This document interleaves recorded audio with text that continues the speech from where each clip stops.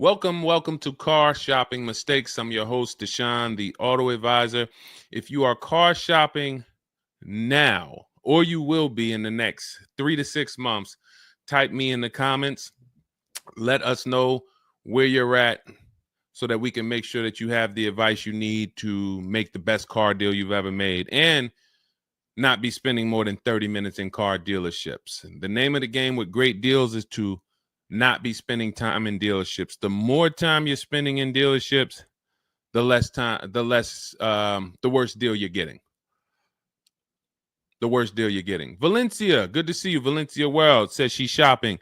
If you're shopping now or you will be in the next 3 to 6 months, type me in the comments and let me know. Now, for those of you who are not shopping right now, you still may hang around for the next hour, learn something, because you're going to see a lot of people ask questions that you will ask or you would have when you go start shopping. So what typically happens if you hang out here enough, somebody's going to ask the same question that you would have asked, and you can get your answers that way. So welcome to Truth. Good to see you. Let me hop on over to Instagram and actually pop in over there. And I'll give you guys time to start typing your questions. No questions off limit. I try to do just rapid fire Q&A. So you have questions about leasing, about loans, about, getting the best deal, new cars, pre-owned cars. If you just want to tell me your situation, kind of what your goal is, we can go from there. And that's typically how we run it here. So let's see. I'll give you guys time to start typing. Once we get the first couple questions coming in, Dolan will start to bring them into the show. And we'll go from there.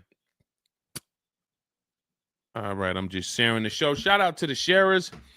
And before we even start with the questions, I want to talk about the mistakes that I see people making.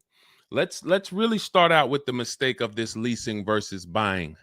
I'm so happy that over the last 3 years, who was taught never lease a car? You were taught or you heard never lease a car. I could not be more happy that we have been helping people get their first lease for the last 3 and 4 years. The financial advice we've been listening to concerning leasing has cost us thousands of dollars. I was going to lease a car next week. As long as you get 5 offers, cool money. As long as you get at least 5 offers, you're good. See, people are out there paying. There's a couple ways that you can get a car. You can buy it new, you can buy it pre-owned, or you can lease it new. When you lease a car, you're leasing it brand new. So if you look at the financial parameters, you ask yourself, if I buy a new car, how much will it cost me? Now, I want you to use this rule. Every $5,000 is about how much per month. This is not for the new people. If you're new here, type the number 1. Let me know you're new. You've never been on the show. I don't expect you to have the answer to this question. But if you've heard this before, then every $5,000 is about how much on a car payment. You may have seen this in my video. You might have seen this on a show. This is a principle we teach. I want you to lock this into your head forever. Let's see if anybody knows. Or we got a bunch of new people. Michelle's new. I see you. Cool Money's new. DJ Furious. Okay, I see you. Sandra Bonds on Facebook. You're new.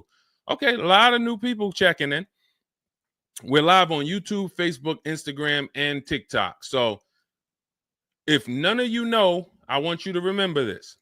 Every $5,000 is about $100 per month. Good to see you, Digby, on TikTok. Every $5,000 is about $100 per month. So how do we turn that into a real budget? You look at a car, $30,000 divided by 5,000. You're going to see that's about 600. Well, that is 600. So when you see that a $30,000 car to purchase is $600, if you borrowed that money, now you know about how much that car is going to cost, about how much $600 a month will get you if you purchase. Now, if you lease, $600 a month, depending on the lease deal, could get you a $50,000 car. So we're driving. So if your budget is $600 per month, then you have a couple ways that you can get a car. You can go find a $30,000 new car, no money down. You're at about $600 on a 5-year loan. You can go find a $30,000 used car. You're about $600 on a 5-year loan. Now, for $30,000 used car, maybe it was like $45 when it was new. You get it for $30. Or you can get a $50,000, depending on the lease deal, brand new car that you lease. So let's drive this home. You have people pulling up in cars. They're all paying $600 a month. One of them is driving a brand new $30,000 car. They didn't put any money down. Another one is driving a $30,000 used car. They didn't put any money down. $30,000 car. Another one is driving a $50,000 brand new car. They didn't put any money down. Who's getting the most value? In the short term, it's the person driving the $50,000 new car. It's nothing you can say about that. It's no like, well, it depends. Nope.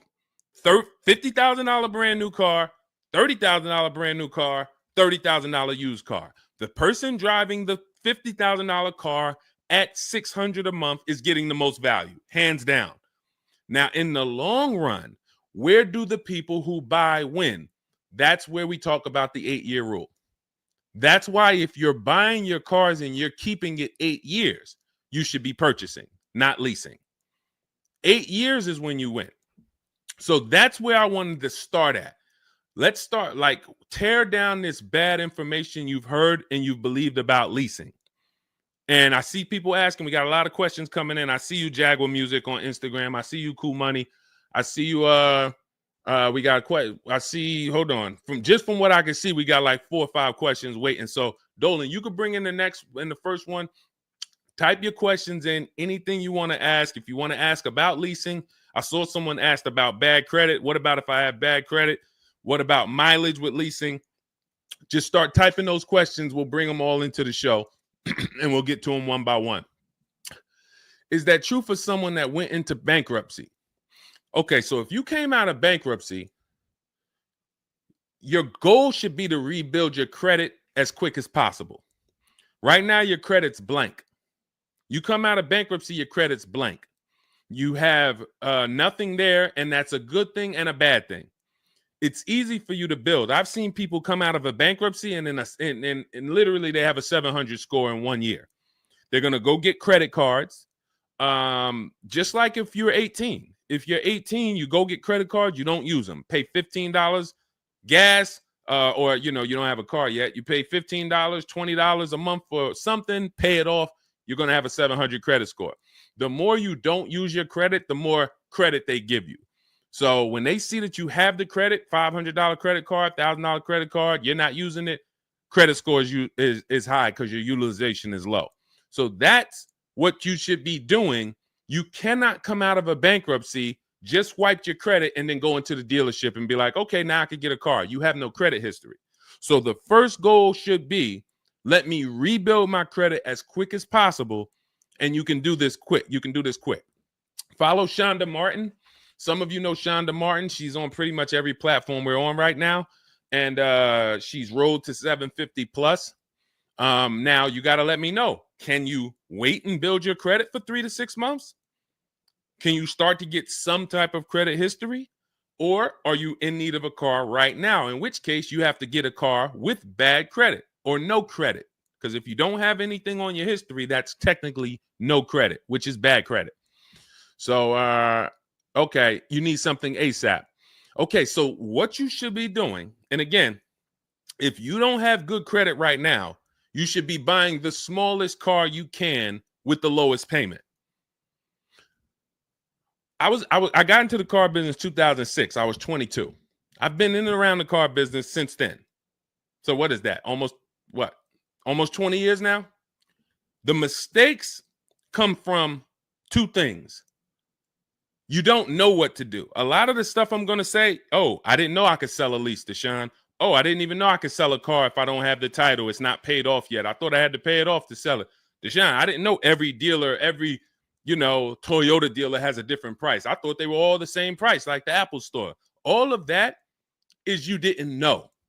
Oh, I didn't know about leasing. I thought it was this. I thought it was that. I had misconceptions. All of this stuff has cost you thousands of dollars. That's you not knowing. The other problem is you know and you don't do, because now I'm going to make sure you know. So once you know, it's your obligation, or it's up to you if you're going to do. So if I have bad credit, I'm looking to rebuild my credit. I need a car right now. First thing I'm doing is asking myself, in my book, Cars from Home, first step is how many years you're going to keep the car. Because we need to determine, are you going to lease or you're going to buy? Are you going to lease or you're going to buy? You don't determine that based on how many miles you drive or, it's the 8-year rule. Are you going to keep the next car 8 years? Who keeps their cars more than 8 years? Type K. Because you're buying what we call keepers. If you're a keeper, Deshone, every car I buy, I'm keeping this thing 8, 10 years, 12 years.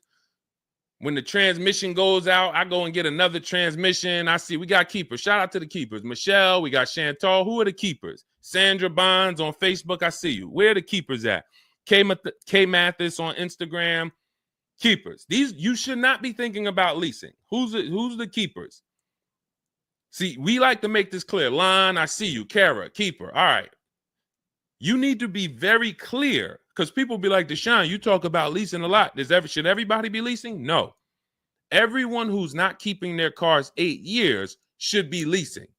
And if you don't have the credit to lease, your goal should be get the credit to lease. But so the first question I'm asking you, if I have bad credit, is how many years am I going to keep this car? Now, to those of you because if you don't have bad credit, or if you don't have marginal credit, somebody is going to have it. There's a lot of people getting hit in this economy, and they're going to have credit challenges and need a car. Why is this important? Because let's just say I don't have good credit, but I'm a keeper. That means I'm not thinking about leasing. I'm looking to get a car that I can keep for 8 to 10 years or more, and I don't really have good credit right now. No problem, because the goal is find the best car for the best price, and then I'm going to get a loan, and I'm going to pay more for that loan because my credit is bad. I still need to get a great price on the car. We got to talk about that. Separating the price of the car from the loan. Some of you are savvy and you understand this, and some of you just mix these things together. But when it comes to getting a high interest rate because I have bad credit, as long as I get a good car, once my credit is better, what can I do with that loan? So let's say I got a great price on a car. I got a car, it's going to last 10 years. It's perfect, but I'm paying 21% interest. So I'm going to fix my credit, work on my credit. And then once my credit is good, I still want to keep this car. What can I do with this loan? Refinance. That's a simple fix. But if you don't realize that you're a keeper, then you're going in and you're getting a bad car. 6 months, a year down the road, 2 years, the car's having problems because you didn't take it seriously that you needed a long-term car. So not only did you mess up the plan because the car is going to start having problems, now I got to see, do I want to fix the car, or do I want to, I got to make the payment, now my payment's due, but then the car's having problems. All of this can be prevented. And you need to know up front what your goal is. But if your goal is to lease, Deshone, I'm not keeping cars 8 years and I don't have good credit, you should be buying the smallest inexpensive car you can that you can get a loan on. $10,000 car, go drive it for 2 years, make your payments, and then switch into a lease. If you're driving a car, if you're buying a car to keep, then you can go and get a nice car, get the most car you can afford comfortably. You're going to have a high interest rate, and then you refinance that car when you actually get, your credit up. So this is all in my book. My digital book, Cars from Home, breaks all of this down step by step. Whether you have good credit, bad credit, how to know when to lease, how to know when to buy, new car, used car, you drive a lot of miles. I have plans in there for everybody. It's a digital book. It's 5-star rated. Thank you to everybody who went to Goodreads and reviewed the book. You can get a copy of the book. It's normally $97. You can get it as part of my launch offer for 75% off. That's $24. It's for 2 hours. So as long as you get there, go to my TikTok bio, my Instagram bio, the YouTube comments or the Facebook comments, click that link, and you'll see $24 for 2 hours. Once that, as long as you get it before that, you got it for $24 instead of $97. And you can have everything step by step. So you're not worried about, I'm trying to remember all of this. You can watch the replay on YouTube too. But all of this is everything I'm teaching is part of a plan. It's not me winging it. This all comes out of my book. All right, go ahead, Dolan. Bring the next one up. Keep typing your questions. I know we got a lot of questions coming in from all 4 platforms, so Dolan will bring them into the show. Just keep on typing. What is considered marginal credit? Now, this is going to depend on what you're trying to achieve. I like to see all right, who's a homeowner? If you're a homeowner, type me. Now, if you had marginal credit before you bought your home, your realtor or your mortgage person probably told you, go work on your credit and then get your credit to this to get a mortgage. A lot of people do that. They go and they work on their credit, and once their credit is a 640 or 620 or 660 or whatever it is to qualify for the mortgage, they go and get their mortgage. That's how it should be with a car. You want to get yourself, if you have the time, you want to get yourself to about that 660 mark. That 660 mark puts you, and I'm talking, do not use Credit Karma. Do not use Credit Karma. The amount of people who used to come into the dealership we run their credit, it's low 6s, 609, 590, and then they call me back, a couple months down the road. Oh, Deshone, yeah, my credit's better. And then we come in and they're like, yeah, I think it's up to about a 660, 680 now. And then we pull it and it's a 620, 630. And that's Credit Karma. Do not put yourself in a position where you're listening to Credit Karma. Pay. You can go to Google and you can type in, get my FICO scores. You want your FICO scores direct from the credit bureau. If you don't subscribe to a thing that gives you it before you go and make a purchase, you want to know what your FICO score is, not what a Credit Karma score is. But if you have the time, you want to try to get your FICO scores all above the 660, 670 mark. That's going to be in that good category. You can qualify for a lot of leases. Now, if you're in the 650, I want you to think about this. I have something I teach called credit and when it comes to profiles, leasing and credit. It's easier to get a loan to buy a car than it is many times to qualify for a lease. If you got a low 600 credit score, a lot of people will approve you. They're just going to approve you at a higher rate, higher interest rate. With a lease, it can work similar. But sometimes when you're in that low 620, 630, it's very tough to get approved. They're not going to take that much risk, but you may have a strong profile. So when you go into this, it's not black and white, guys. It's not like you can say, if my credit score is this, I'm done. What if your credit score is this, but you have a car payment already you've paid on time? When I worked for Mercedes, I worked for Mercedes for 5 years. We'd have people whose whole life was falling apart, but they never missed a payment on their Mercedes, and they get approved all the time. Everything else is falling apart, behind on the home. But if Mercedes sees you pay them, you got approved. So what I say is a current car. That's why those of you, if you're building to get a lease, if you're building to get a better car, pay that car on time that you have now. Because the best thing you can do is have a history of on-time payments on your car. That means a lot to a bank versus missing the car or putting the payments on the back because you thought that somebody told you could do that and it wouldn't affect your credit. A lot of people learn the hard way. Oh, I thought when I put the payment on the back, it didn't show as late. It does. So we again, I'm here to tell you everything from the inside. I've been helping people for years. We have people all around the country. You know, we'll bring a lot of them into the show. Marguerite, Brian, you know, a lot of the people who write in, Sheree. But we have this. I'm telling you from the inside, not from your perspective. I'm not like the public, and it's like, oh, this guy this guy must have really learned about buying cars because he's teaching. No, I'm from the dealerships.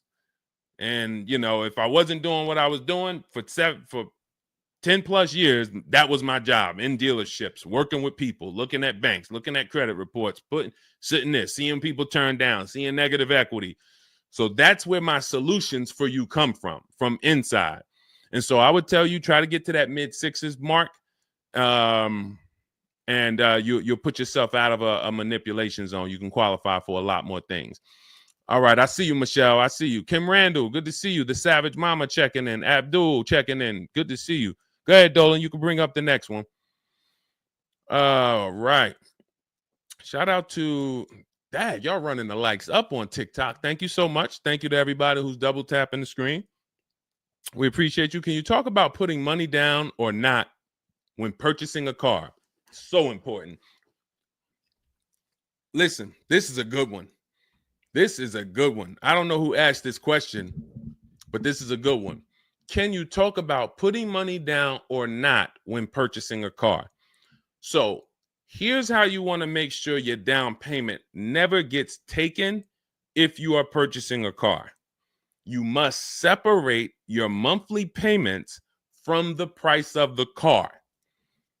You make the mistake sometimes of going in and saying, what's the payments on that car? Who's ever said that? Hit the like button, type me. You ever said, hey, what's the payments like on that car right there? The reason why we don't do that is because you're actually mixing two transactions when you do that. Thank you for being honest. Shout out to the people who are being honest. You're mixing two transactions. You're looking at the price of the car and you're looking at the loan details, which equate to your monthly payment. See, if you pay cash for cars, then you understand you don't care about the payments. You go in, you're trying to find out the out the door price. What is my out the door price from the car for this car? If you're doing it our way, you're doing this from home. Bunch of dealers submitting offers to you. They're out the door offers for this car to your email, bidding war. We'll talk more about that in a little bit. That's the Cars from Home way. But once you get the out the door price, you then say, all right, that car that I want, $32,000, including all my tax, all my fees, $32,000. I pull up my auto loan calculator.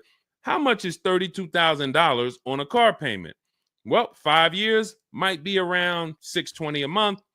6 years might be around $550 a month. Okay. Do I want my payment to be that high? If I could afford that payment, do I want my payment to be that high? You see how we've separated the price of the car from our loan and our monthly payments. This has nothing to do, and this is what we call the 3 pillars of great car deals.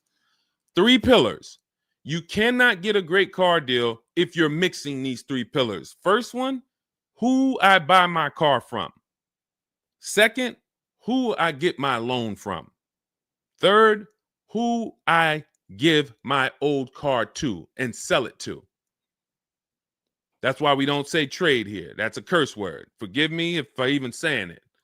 And if, we get some questions about trade-ins, we'll explain why we don't trade cars.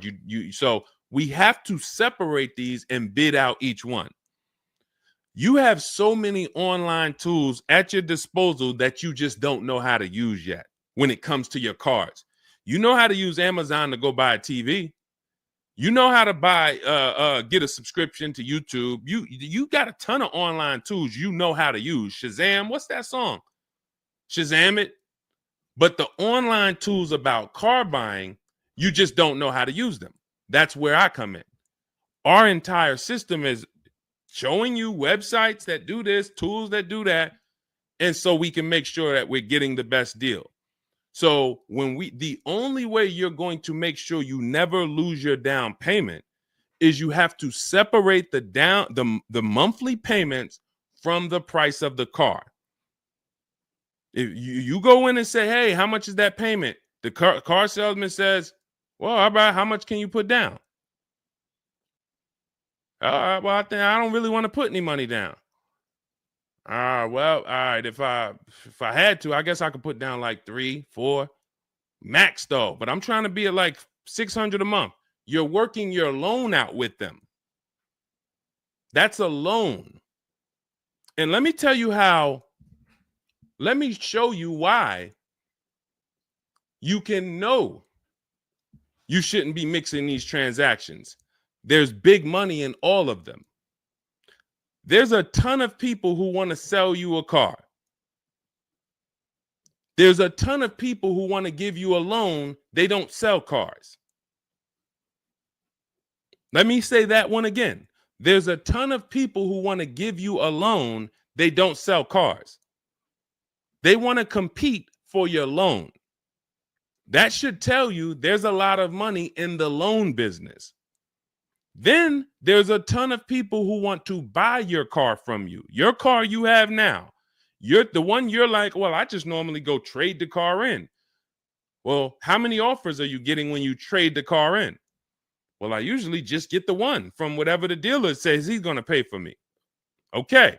So there's a ton of people who want to buy that car from you. They don't care about selling you a car, and they don't care about giving you a loan. So when you buy a car from a dealer and you give them your old car on trade-in and you get your loan from them, you just gave them 3 transactions. You did 3 transactions with them in one. Do you see why it's impossible for you to get a great deal doing that? Type $signs if that makes sense. Who's locked in? Because I know sometimes we only got a couple people that be watching. Some people, man, you're cooking dinner and you're like, I hear you, Deshone. You're not gonna save $5,000, $10,000 like my students, and you're cooking dinner and you're just trying to listen in on the side. Look, you're not gonna get this. Look, person got a Kia $439 a month, $35,000 car. Look, save probably $6,000 off the car. Melissa, $12,000 that she got from Carvana. Let me just read something from people who are locked in, so you can, maybe this will inspire you to get locked in. All right, this is Melissa. 4 days of leasing like a boss. That's our system we follow for getting our leases. Started with a Kia Telluride as first choice. Quotes for 36 months, 15,000 miles a year. Ranged from 642 to 653. Went to a Honda Pilot.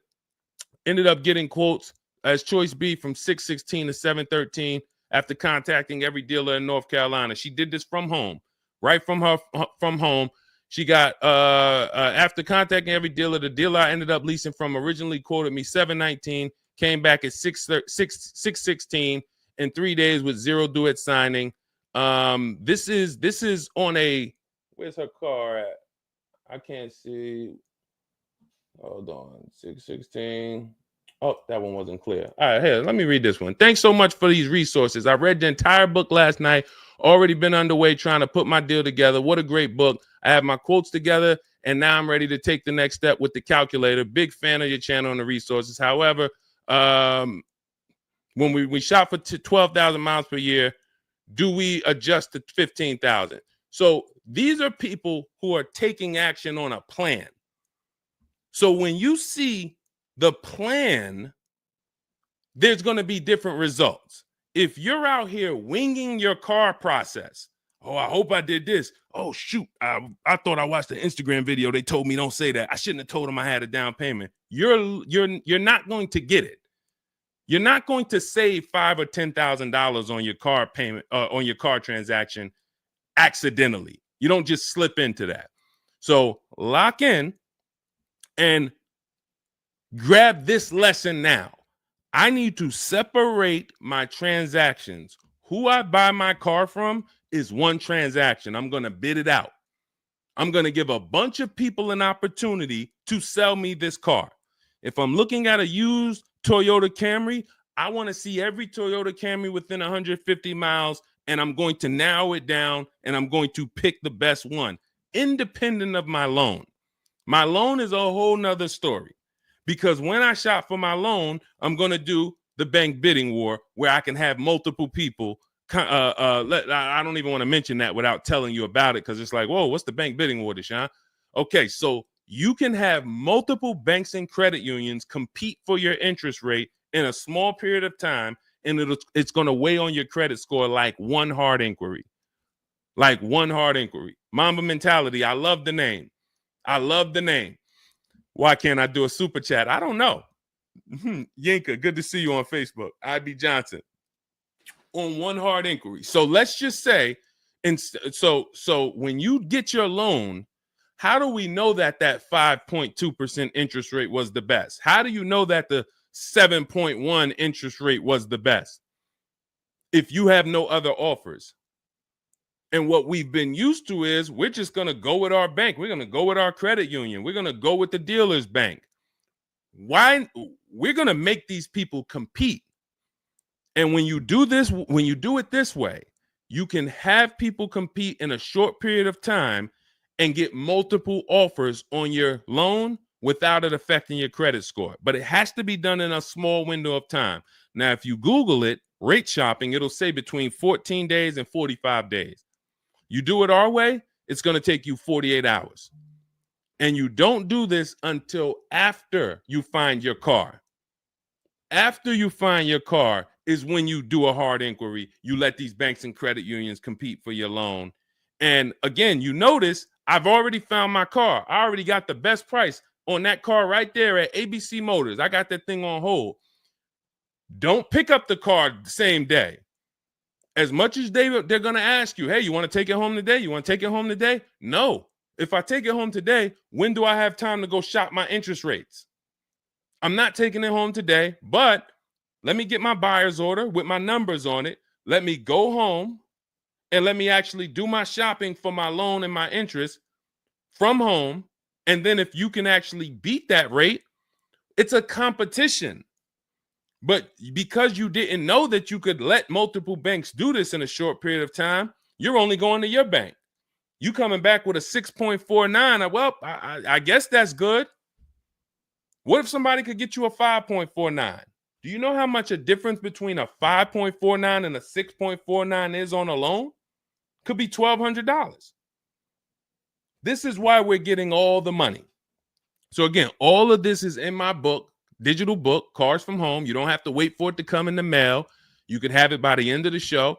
It's in my TikTok bio, Instagram bio, Facebook comments, and YouTube comments. Normally $97, but you can get it as part of our welcome offer for $24. As long as you get there before the 2 hours is up, you get it for 75% off. It'll have everything in there. That is the bank bidding war.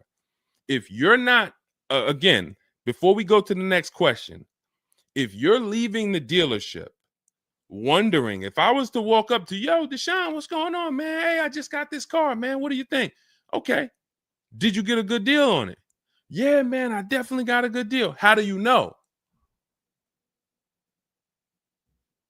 If you're not saying to me, yo, man, you know how many offers I saw?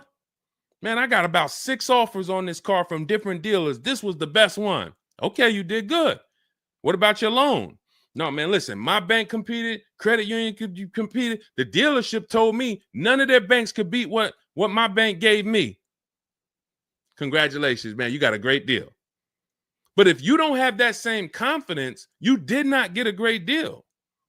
And now you're driving in a $30,000 car, $50,000 car, and you don't have the confidence that you actually didn't leave thousands of dollars in these dealerships. This is crazy.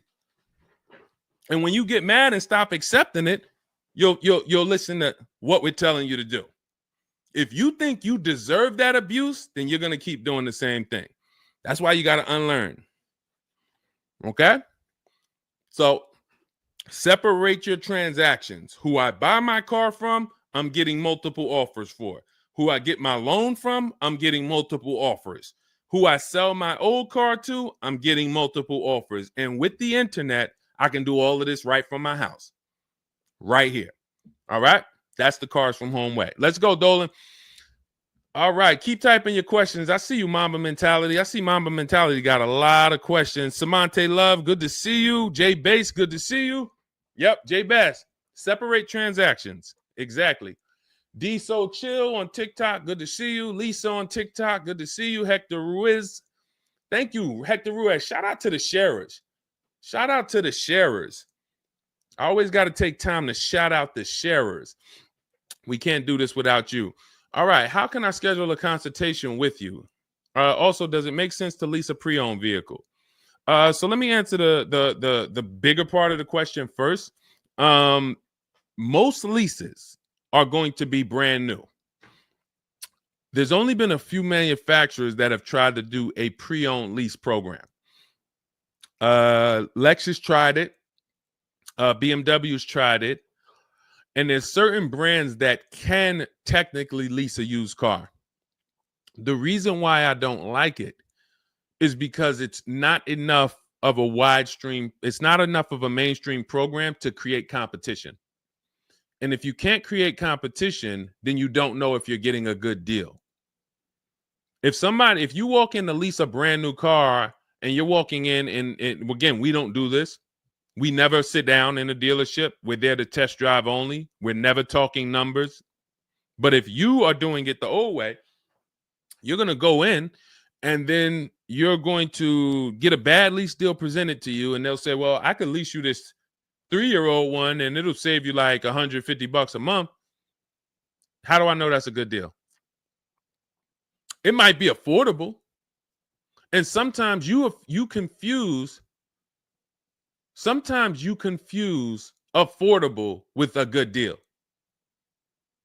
It's not a good deal because you could afford it. I want to let that sink in. We confuse, you know how many people I watch get a horrible deal, but they go home and they're like, yo, man, they got me to my payment. Bad credit usually. A lot of people with bad credit will brag about yo, man, you got to go see Joe, man. Why do we need to go see Joe? Man, he got me in a car. Nobody else could. All right, let's look at the numbers. Dag, you're paying 24% interest. You know this is an 8-year loan? You know this is an 8-year loan. Oh, nah. I just, listen, man, Joe, you sending all your friends to Joe. Oh, look, and this car has 70,000 miles on it. You paid $28,000 for it? See, because they got you to a payment you could afford. So you thought, good deal. Now, I go into a Bentley dealership right now. Bentley's $300,000. And they say to me, we'll give you this Bentley for $150,000. So they give me somebody offers to give me a $300,000 Bentley for $150,000. 50% off. We're going out of business. Take it. Can I afford it? No. Is it a good deal, though? Is it a good deal? $300,000 Bentley, half price, $150,000. Many people, you don't have that in your budget to go and bring $150,000 dropping on a car. Now, if you want to do a business thing, go buy it for $150,000, quickly sell it to another dealer for $220,000. Okay, that's what we would do. But I'm not talking about that. I'm talking about just you alone. Affordability does not equal deal. A deal is a deal whether I could afford the deal or not. And the only way we know a deal is to actually get multiple offers. There's no other way. So I'm going to continue to say it. There is no other way. I've been in the car business since 2006. There is no other way for you to know you got a deal without comparison shopping. Same way if you walked into a grocery store and there was only one, you walk into the Dorito factory. There's only Doritos everywhere. No other competition. They sell them for $7 a bag. There's no competition. So everybody who's in the Dorito factory is paying $7. But when they go in the supermarket, Doritos competing against Lay's, competing against Wise. Oh, you can't be $7, Dorito. You might have to be $4 this week. You might have to be on sale this week for $2.99. Competition. It's everything else. So a lot of what I'm saying to you will click when you realize that you've been programmed to buy cars in a way that you don't buy anything else up. You don't buy anything else that way. Everything else you buy in your life is competition. People competing. Everything else only with cars, we look at one offer. So that's why when you come home, start to look at the whole market, you're going to love this. You're going to be like, man, I don't know how I didn't start doing this before. What I'm teaching is not, the whole cars from home system is not rocket science. We just use the internet to create competition. That's how we get crazy deals. That's how you see Alex graduated, was able to get a new lease for my partner, sold his old car to Carvana, bid that out. Notice he didn't trade it. He didn't say I traded in my car. I sold my old lease to Carvana, old 3,500. He got 14. That was his highest bid.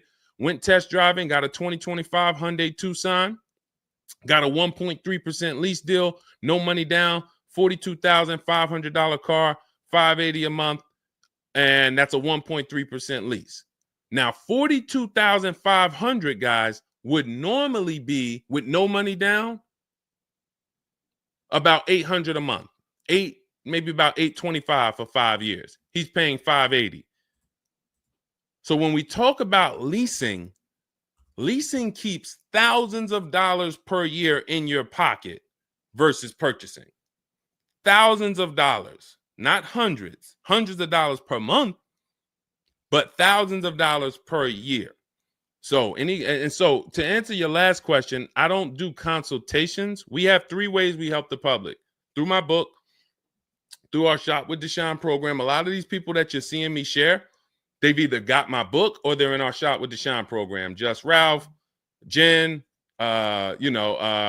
Stormy. Just wanted to let you know that your package worked. $48,000 MSRP, no money down. She's paying $622 a month. That's normally a $900 payment. Marie, some of you know Marie from some of our other shows. We talked about her. Just wanted to reach out. Thank you. She used the book, saved over $13,000 off of her Mercedes, got her payment to be hundreds lower per month, maintenance included. Just wanted to say thank you. She got a 2025 GLC Coupe. Some people have this same car. You're looking at this car. You're like, hold on, Deshone, I got that same car. Did you get $13,000 off? Did you get $13,000 off? This is when we got to say to ourselves, whoa, what's happening that Marie got $13,000 off? I thought I did okay. I got $4,000 off. You see how dangerous it is when you don't get multiple offers? You thought, man, I negotiated, man. I was in that dealer for about 5 hours, man, to get that $4,000 off. Marie never went into a dealership and she got $13,000 off. So you just made a $9,000 mistake. So you could either change your behavior, go grab my digital book, Cars from Home, learn the same thing, use the same strategy step by step that Marie just used, and you could eliminate you making these types of mistakes, or you can continue to do what the car business wants you to do. So in my digital book, you have everything. That's why it's called 7 Steps to Saving Time, Money, and Avoiding Dealerships. It's in my TikTok bio, my Instagram bio, YouTube comments, Facebook comments. You can get 75% off for the next 2 hours. So you won't pay the normal $97. You get it for $24 if you get there before the welcome offer expires. And that's a digital book. It'll be in your inbox by the time we end the show. You'll have all these strategies to use for you, your family, your spouse, your kids, to make sure every transaction you're winning. You're leaving no money on the table. All right. So yes, I don't do, and you'll see in our Cars from Home toolkit in my bio, we do have a program where we shop for people around the country. In fact, before we go to the next question, let me show you what you'll be able to do. But in our case, we do this for clients. So you get in where you fit in. I don't tell you, it's like if I put a buffet in front of you, everything gets you full. You get the book, you're there. You come into Shop with Deshone, we do it together. You watch our video checklist. You have coaching calls, we have Zoom calls, we have a private Facebook group. You get to your goal. Or you can, if you qualify, you got to have the credit. You got to be shopping for a new car. You can look into our Done For You program. You can book a call with our team. But here's an example of how big of a margin these offers. I want to show you the difference between some offers here, because some of you don't really see it. Hold on. I got to label these better for our next show. Okay, here's an example. So we can see here for this particular car, the payments ran, all of the car itself is $64,000. We're shopping for a Genesis. This particular month on this particular car, the payments range. Y'all ready? We got 6 offers on this car. The payments range from, well, I'm just read them to you. $973, $899, $1,102, $1,066, $921, $913. Now this is initial payments. Why is there a $200 difference in these initial payments? This is why you never want to take people's first offer, because the initial payments are going to be high. But even in the initial negotiations, why is it, Deshone? Wait, all of these cars are the same price. Why is one dealer at $1,050 and another dealer's at $899? Because they're criminals. So what do you think you're doing if you just walk into a dealership and say, let me give this dealer a shot at negotiating? If you're negotiating with the dealer that's at $1,050 or $950 or $975, where are you going? And the goal is to have that dealer. This is why when these dealers come, when they come down $100, you think, oh, I had to win. Man, they just came down $100 per month. They started out, they were at $590, and now we're at $490. This has to be a good deal. Well, how do we know that they weren't supposed to start at $490 and end up at $390? If this is clicking for you, type a $, because this is clicking for some of you. Those of you who are locked in, this is why it has to be a mentality change. I'm pulling back the curtain so you can see that, Deshone, it's been feeling like when I go to buy a car, it's a mental game. I drive off and I'm kind of happy, but then I don't really have the peace. I don't really feel like I did good. I'm kind of hoping I did okay, right? That's you, right? So I'm telling you that your gut has not been lying to you. I see you, P. Honda Fundamental Salon. Good to see you. Got my book. Use it. Use it and win. So your gut is not lying to you. I'm just the one from the inside coming to tell you that you closing your eyes and hoping things go well is not working. It's not going well for you. If you looked at other people, they're doing better. If you looked at people with strategy, they're getting cars for $200 a month less than you. They're getting $5,000 off less than you. They're leaving knowing that they got the best deal because they saw so many offers. You're hoping, and that hope is not leading to that. Hope is a bad strategy. So what you want to do is you want to change your mindset and realize that the dealer's whole goal is to keep you from shopping. If you burn that into your head about the car business, the entire goal of every dealership is to keep me from shopping their competition. And if you know that, then you're not going to go into the dealership. You're going to say, all right, how can I be at home and do this from home? Again, that's all in my book. But even if you want to make calls, there's some people, you've been on to this since 4 years ago, 10 years ago. You're like, Deshone, man, I knew, man, I don't go into those dealerships. I call around, I'm going to get me a bunch of offers. And by the time I get there, that's when I'm picking up my car. You've been on to this truth for a long time.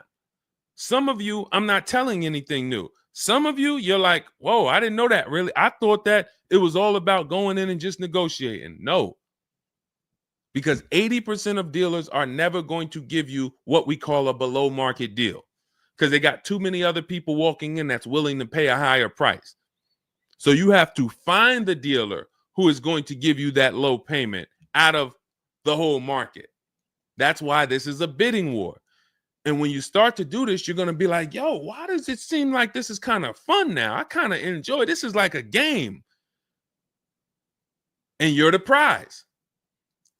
So instead of feeling like you're begging, oh, come on, can you do another $500 off?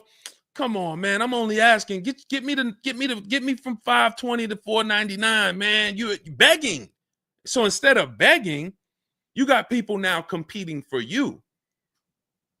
Whole different story. That's what we want. That's the transformation we want for you today. All right, let's go. Dolan, next question. All right, Fundamental Salon, I see you. I see you, Jay Bass. I see you, Randall Pine Straw. You got the number 3 gifted badge. Thank you. Y'all lighting up the lights on TikTok. Thank you so much. Monica 9300, BKS Aggie, Timothy Garces, Drew Saberton reposted the broadcast. Thank you so much. Shout out to everybody sharing this. What about military personnel? What's the question? Just rewrite that question because I don't know. What's the question? I know what about military personnel. I don't know. Are you asking about military rebates? I don't know. So just kind of give me a full question, and then I'll be able to give you a better answer. Hello, I'm planning on purchasing a 2025 Escalade. Any negotiation between the MSRP and the invoice? Of course. Now, if you walk into a dealer and you say something like that, what is the dealer going to say? So let me ask everybody who's watching. We're live on Facebook, TikTok, Instagram, and YouTube. If this person casually walked into the dealer and said, hey, is there any negotiation between the MSRP and the invoice? What do we think a smart dealer is going to say? Not an honest dealer, a smart one. Thank you, Sassy. No. No. And you know what's crazy? They're going to say it in a way that makes you believe it. So if I put my car salesman hat on and I switched it to kind of for myself, this is what it would sound like. Or is there any negotiation between MSRP and invoice? Not really. On these cars, I mean, we don't even have a lot of them. A lot of people are trying to get them now because the tariffs are about to hit. And even though this is an American-made car, some of these parts, they're produced in Mexico. So there's not, we really like to, a lot of dealers are selling them over MSRP.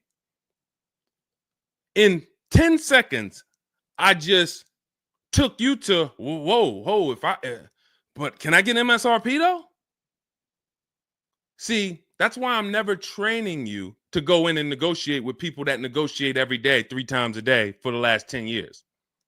You're just not going to be a match. You might negotiate office furniture. Yo, Deshone, I do office furniture. A car salesman couldn't come in and negotiate with you on office furniture. But you can't go into a car sale and negotiate with car salesmen because, again, the psychology, we just know every question to ask, everything to say. It's a mind. And so some people use it for good and some people use it for evil. And so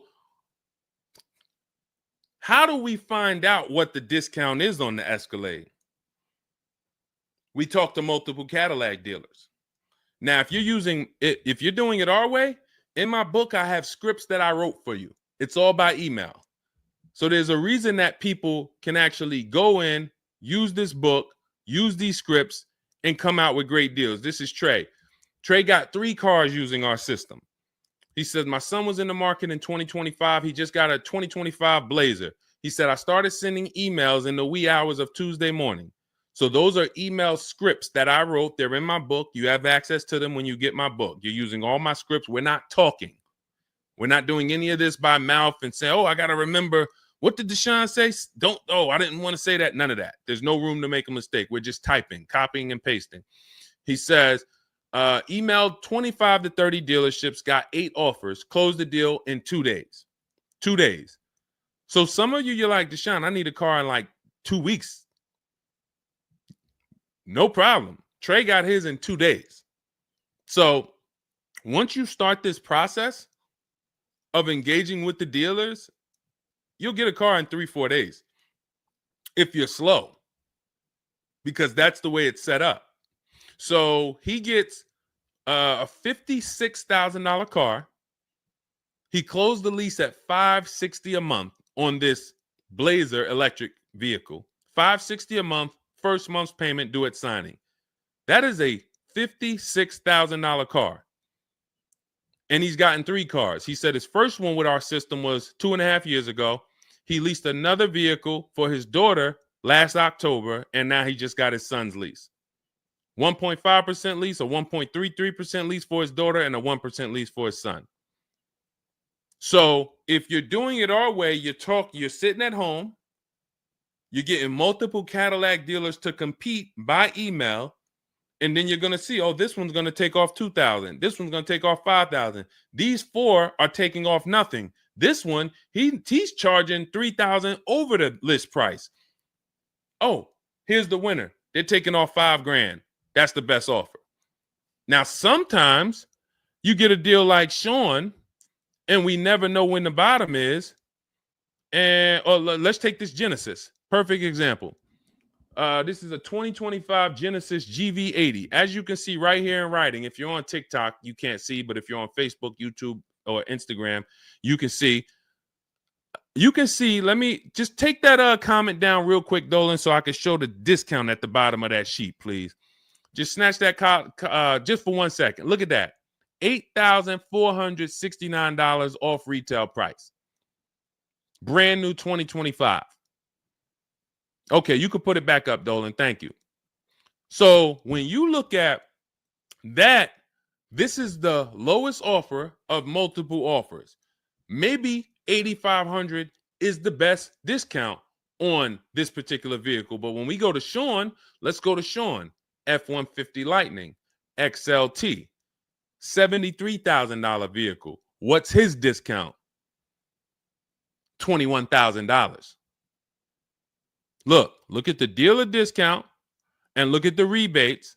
And every dealer is not going to tell you the rebates. Some dealers will not be honest with you about the rebates. They'll hold some of them or they'll hold all of them. When he got all his offers, he saved $21,000 off the price of the car.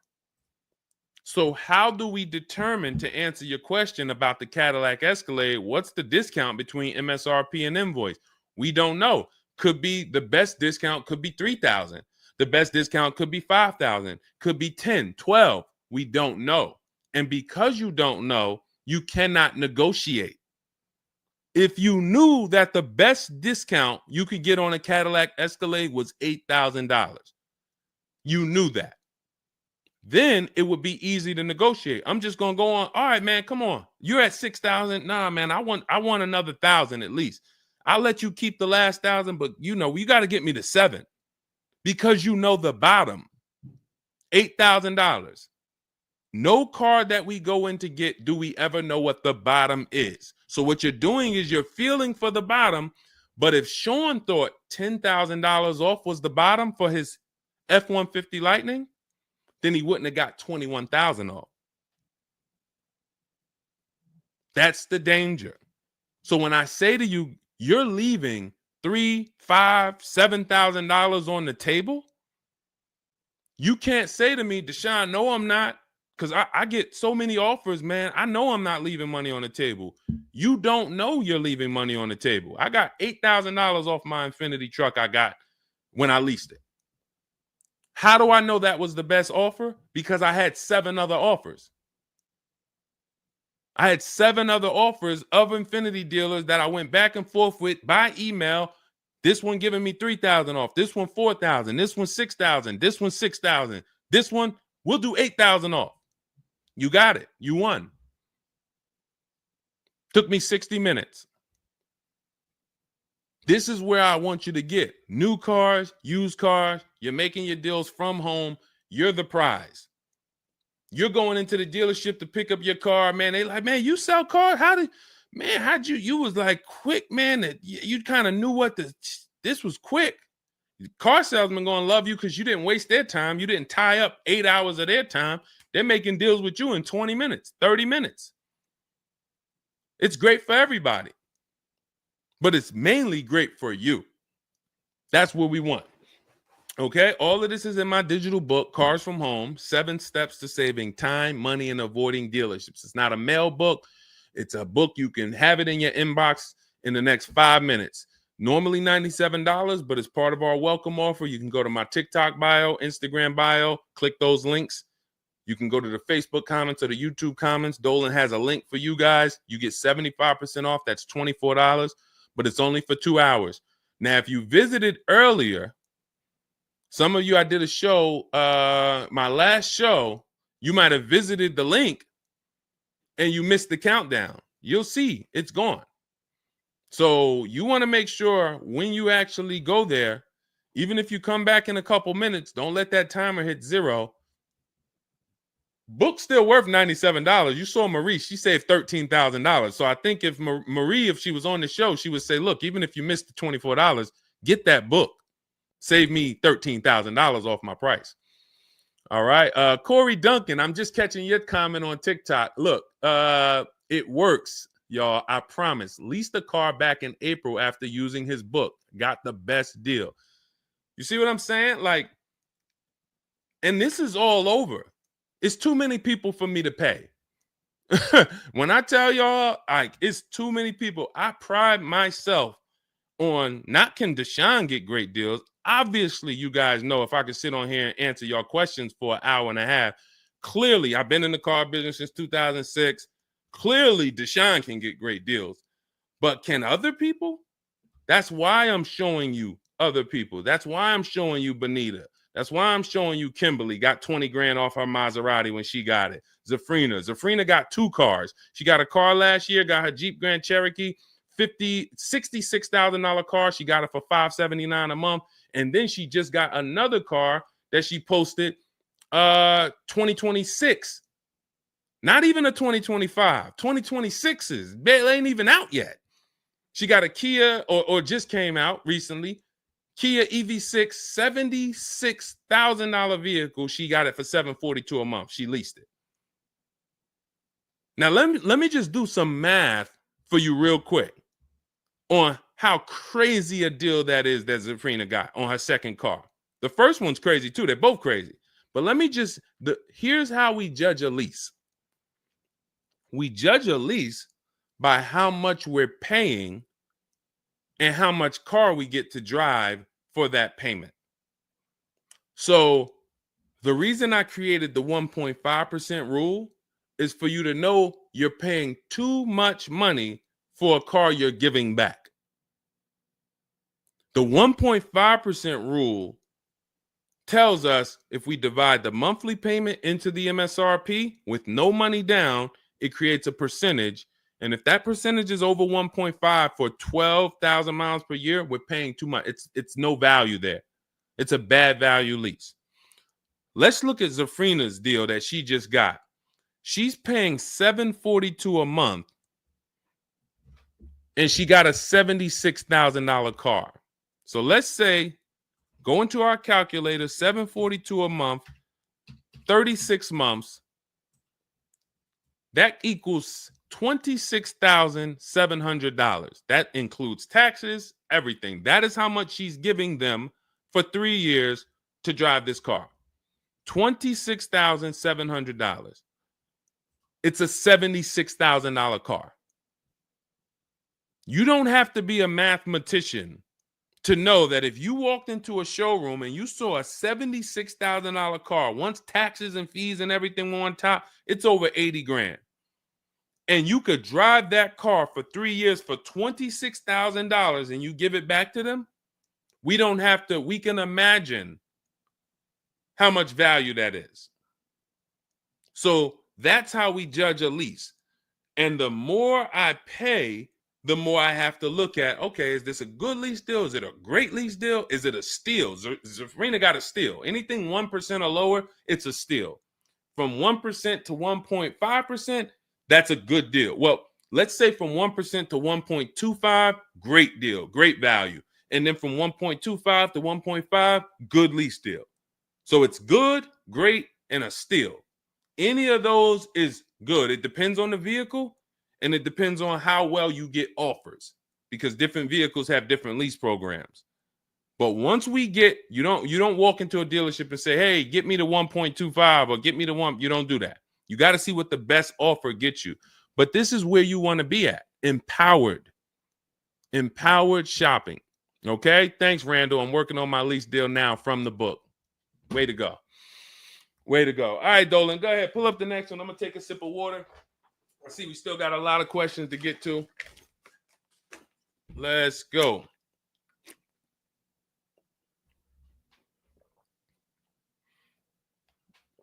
Mark is me. Good to see you on Instagram.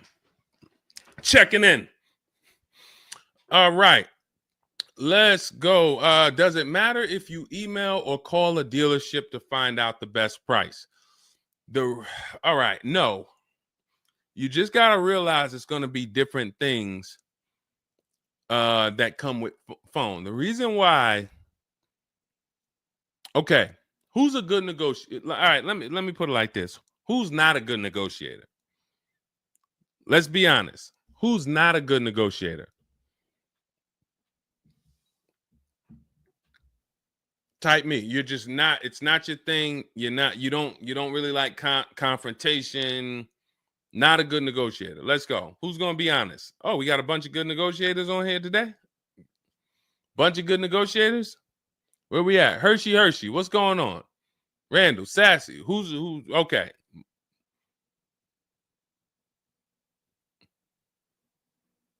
Okay.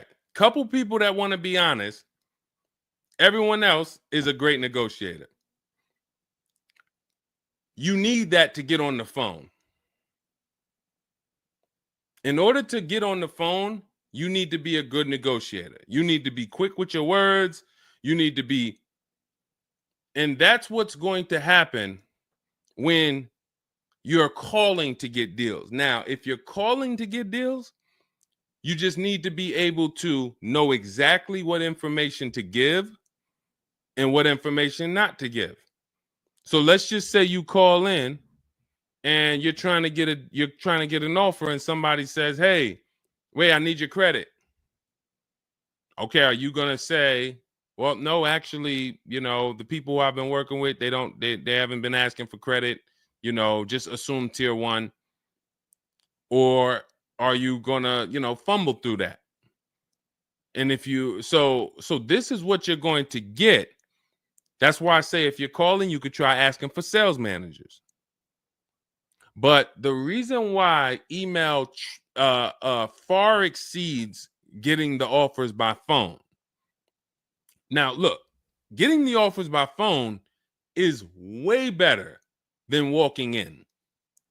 But if you get the offers by phone, you still have to you have to try to lock down who the good dealer is, because you're not going to really have anything in writing. And that could be a problem. That could be a problem, because whenever you're going in and you're thinking this, that's why everything we do is from home. Your credit app is done from home. If I'm talking to somebody on the phone and I feel like I done talked to maybe 8 dealers, I got 5 offers, and one guy, Matt over at, that dealership it feel like he's being honest. He's giving me the offer. He told me this is what your payment's going to be. It includes taxes. It includes everything. Or this is what I'll sell you the car for out the door. Okay, I'm doing the credit app online because I want all of that firmed up before I get there. I have a video we're going to put out soon about a dealer who we just experienced this shopping for a client, where the dealer put something in writing.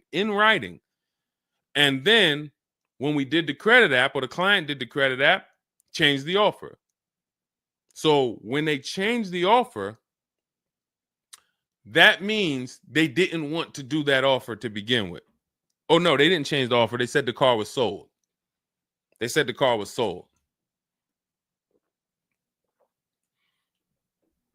Me knowing what I know that what they wanted to do was tell you one thing and then they wanted you to come in so that you could so they could raise the price on you. This is why we are not going in until we do our credit app online. And when I tell you we are doing everything from home, except the test drive, we are doing everything from home. We're not going in, all right, come on in, let's finalize this. No, we'll come in and pick it up. You can send me the credit application. I will email you my driver's license. I'll email you my insurance card, because when you do this, your deal is solid. If you're going in the dealer to finalize your transaction, the deal is actually not solid. The deal can be changed. And what you'll see sometimes, like in this video we're going to post, is once they find out they can't get you to come in to actually change the price, that's when they're going to start changing the tune. That's when things are going to change. And okay, I see what you were trying to do. You were trying to get me in there so that you could change the price on me. So that's why email is really the gospel when it comes to us. And another thing, you don't have to talk to anybody.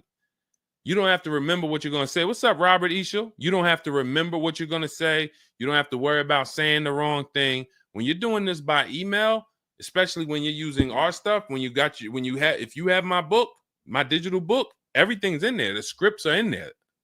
When they say, when can you come in? We have a script. When they say, hey, we only give quotes on for people who are in here, we have a script. When they say, hey, I don't have this car, but I might be able to get it for you. Are you open to that? We have a script for that. Everything, we have probably 50, 60 scripts. Everything they're going to say. So that allows us to have conversation by email. We're not just emailing.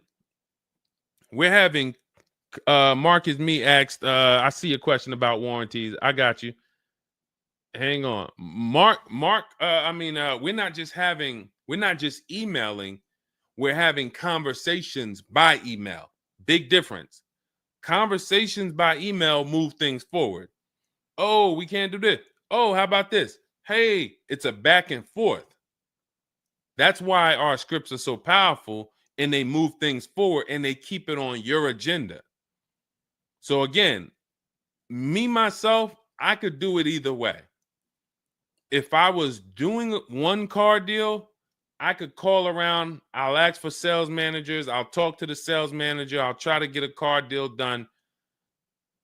But it's the transferring of information, and this doesn't work on a used car. So this only works on new cars. So if I was buying a used car, it's a whole different system. But another reason this isn't effective. What's up, Smitty? Hopping in on TikTok. Another reason that's not effective. Again, better than you walking in. I'm just being straight up with you. If you told me is that better than me walking in? 100%. Get on the phone. You will do way better on the phone than walking in. But compared to email, you ask me like email or phone, which one's better? Email crushes it because I can have conversations quicker. I have stuff in writing. I don't have to worry about not having something in writing, and I show up and I thought that it was this and then it's that, and then it's nothing I need to remember. Yeah, I think that's enough. I think that's enough. So again, in my book is all the scripts. And without you knowing what to say when they say this, then the conversation is going to move slower and you'll be typing everything manually. What should I say to them? All right, what should I say to this? When they say, "Oh, can I have your full address?" Okay. These are the things that you want to know how to respond to. Okay? All of that is in my book. But again, either way is better than walking into the dealerships. Walking into the dealerships is where you're going to lose. All right, go ahead. Next question. Kevin Carroll, Jamie Rodriguez. Good to see you. How do we apply for a soft credit pre-approval? You have to find a bank or a credit union that does it. If your bank or credit union should be the first people you ask, can you get a soft credit pull pre-approval? Because the soft credit pull pre-approval doesn't start the rate clock, doesn't start first of all, the rate clock starts at the hard credit pull, which means your credit bureau, Equifax, Experian, TransUnion, they're looking now and saying, okay, you have a certain period of time where you can do more of these to actually get different rates. But once that period of time closes, we're going to update your credit score. So let's just say you get that hard inquiry, and when it closes, your credit score drops 10 points. Okay. Had you gotten 3, it would have dropped 10 points. In that window, same 10 points. But if you let the window close, then you go and get another hard pull. When the next window closes, it's another 10 points. That's why we don't want to be moving like that. We don't want multiple hard pulls in a spaced out period of time. So you want soft credit pull, and if your bank or credit union doesn't do it, go to Google. Go to Google, type in soft credit pull pre-approvals. Find a bank that does it, because all you want to do is put your budget together. This might not be who you get a loan from. It's just for you to put your budget together. And if you've ever bought a house or you got a mortgage, you'll see, all right, you might pre-approve me for, 4.25 interest rate. And then once I go to get my loan or my mortgage, it might go to 4.3. It might go to 4.6. It doesn't matter. This is just to budget. You need something so that you can know how much you can spend. That's the purpose of the pre-approval. So it's no reason for you to ever give a hard credit pull. You are much better off just using the rule of every 5,000 is about $100 per month. Burn that into your head. Every 5,000 is about $100 per month. So that means when I'm looking at this $30,000 car, that's $600 a month for 5 years. What if I want it to be $500 a month? Then I need to, instead of taking out a loan for $30,000, I need to take out a loan for $25,000, which means I got to put $5,000 down. But if I'm taking out a loan for $30,000, it's going to be about $600 per month on a 5-year loan. You could go to 6 and it'll drop it a little. For 6, it'll drop it another, But if you don't have that rule of 5,000 in your head, you're too off in your budgeting. You need to have some type of anchor to what this car should cost me. If I'm looking at a $50,000 brand new car, I don't want to be able to, give me the $600 a month on that. Wait, Deshone already told me every 5,000 is $100 per month. How am I looking at a $50,000 car and saying get me the 600 on that? Just divide 50,000 by 500. You're gonna see, oh, that's 1,000. This thing costs 1,000 a month on a 5-year loan. Yes. No money down. Yes.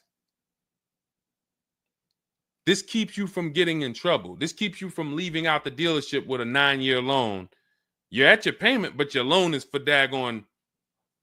It's like if you might not know, it's there's 50-year mortgages. Who would take a 50-year mortgage? Anybody? Anybody volunteering for a 50-year mortgage? Any takers? I didn't think so.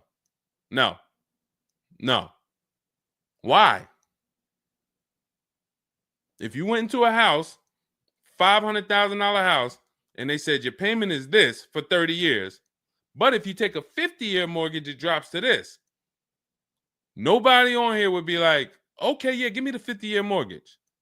They're available because we've learned that 30 years is the longest you would take a mortgage.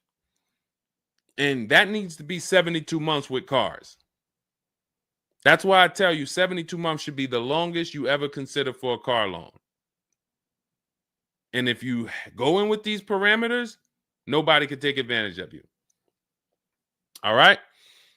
All right, let's go. We'll wrap in a car. We're almost done. I say let's go. I see we got maybe one or two more questions. We'll see. For lease, I can only go through the dealership finance department. We'll bring that one in next. I see you. I see you on TikTok. Anita, I see you. What's going on? Warranty extensions worth it? Oh, you mean extended warranties? Okay. Are extended warranties worth it? Depends on the car.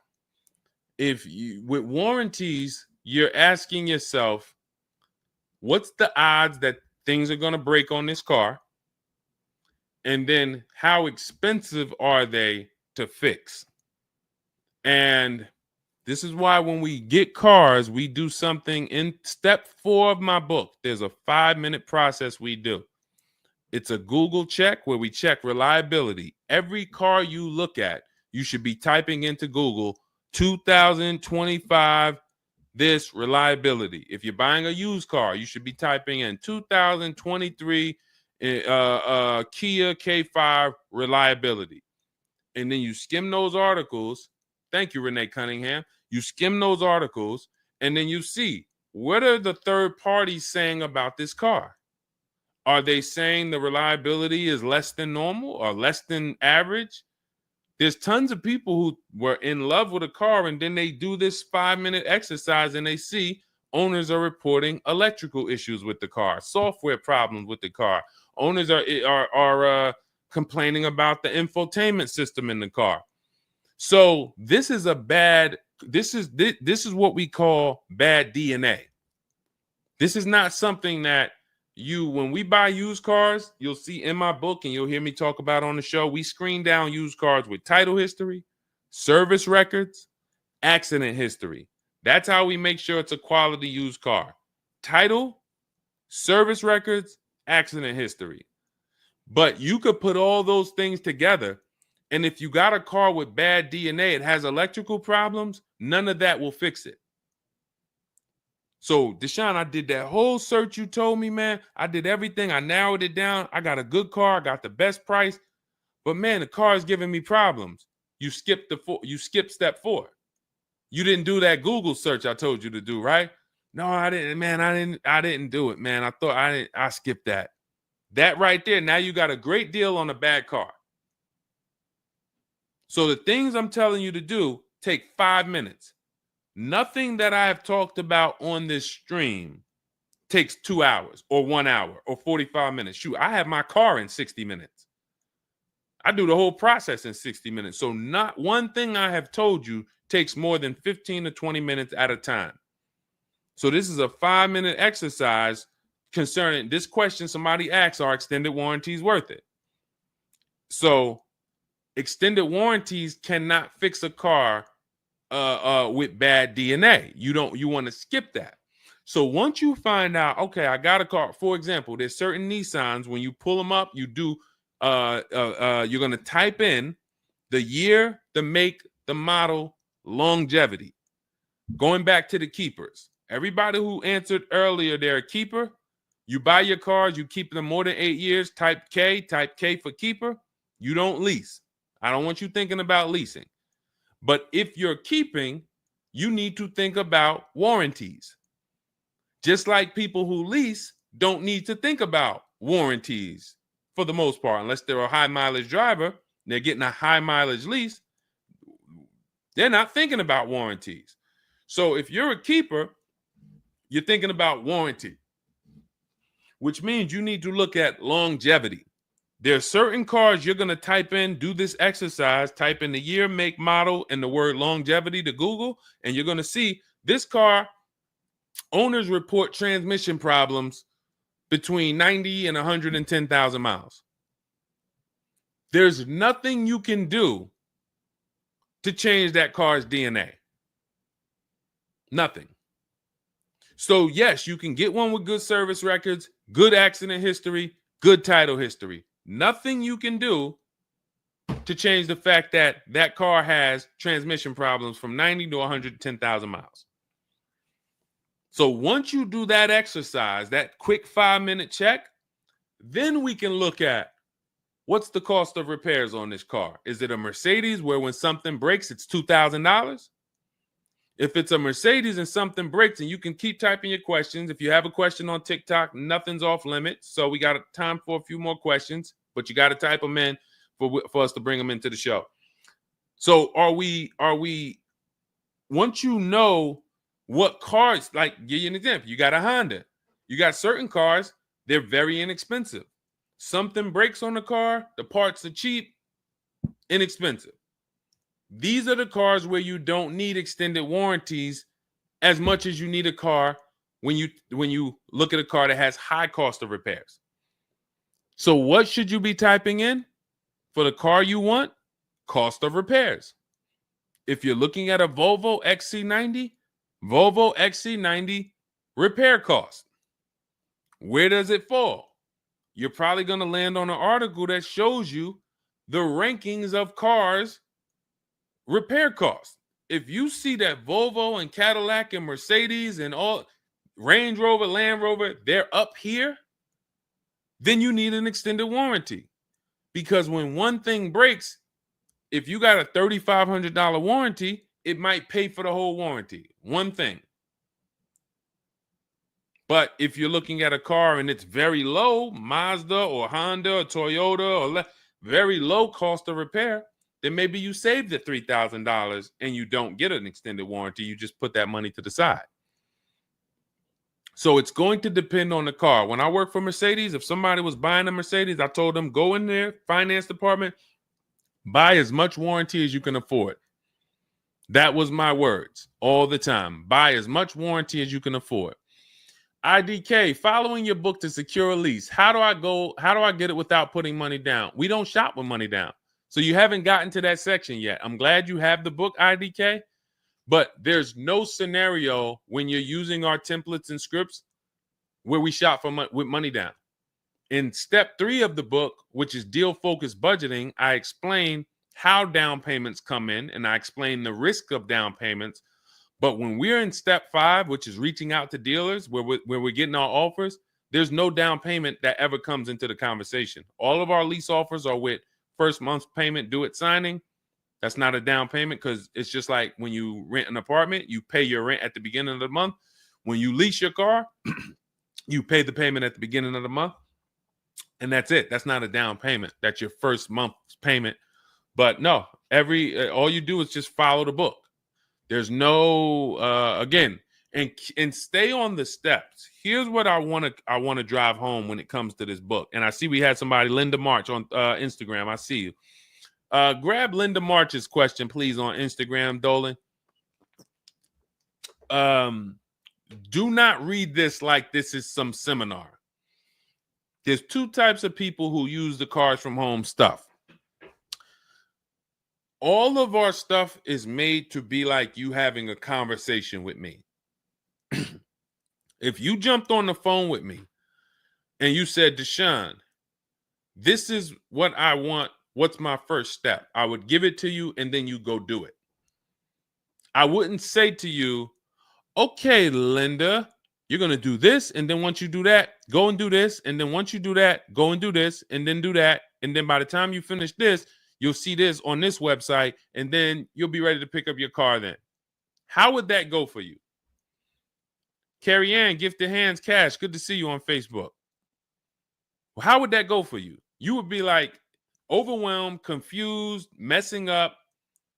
That's the way it is when you get my digital book, Cars from Home, and you read it straight through.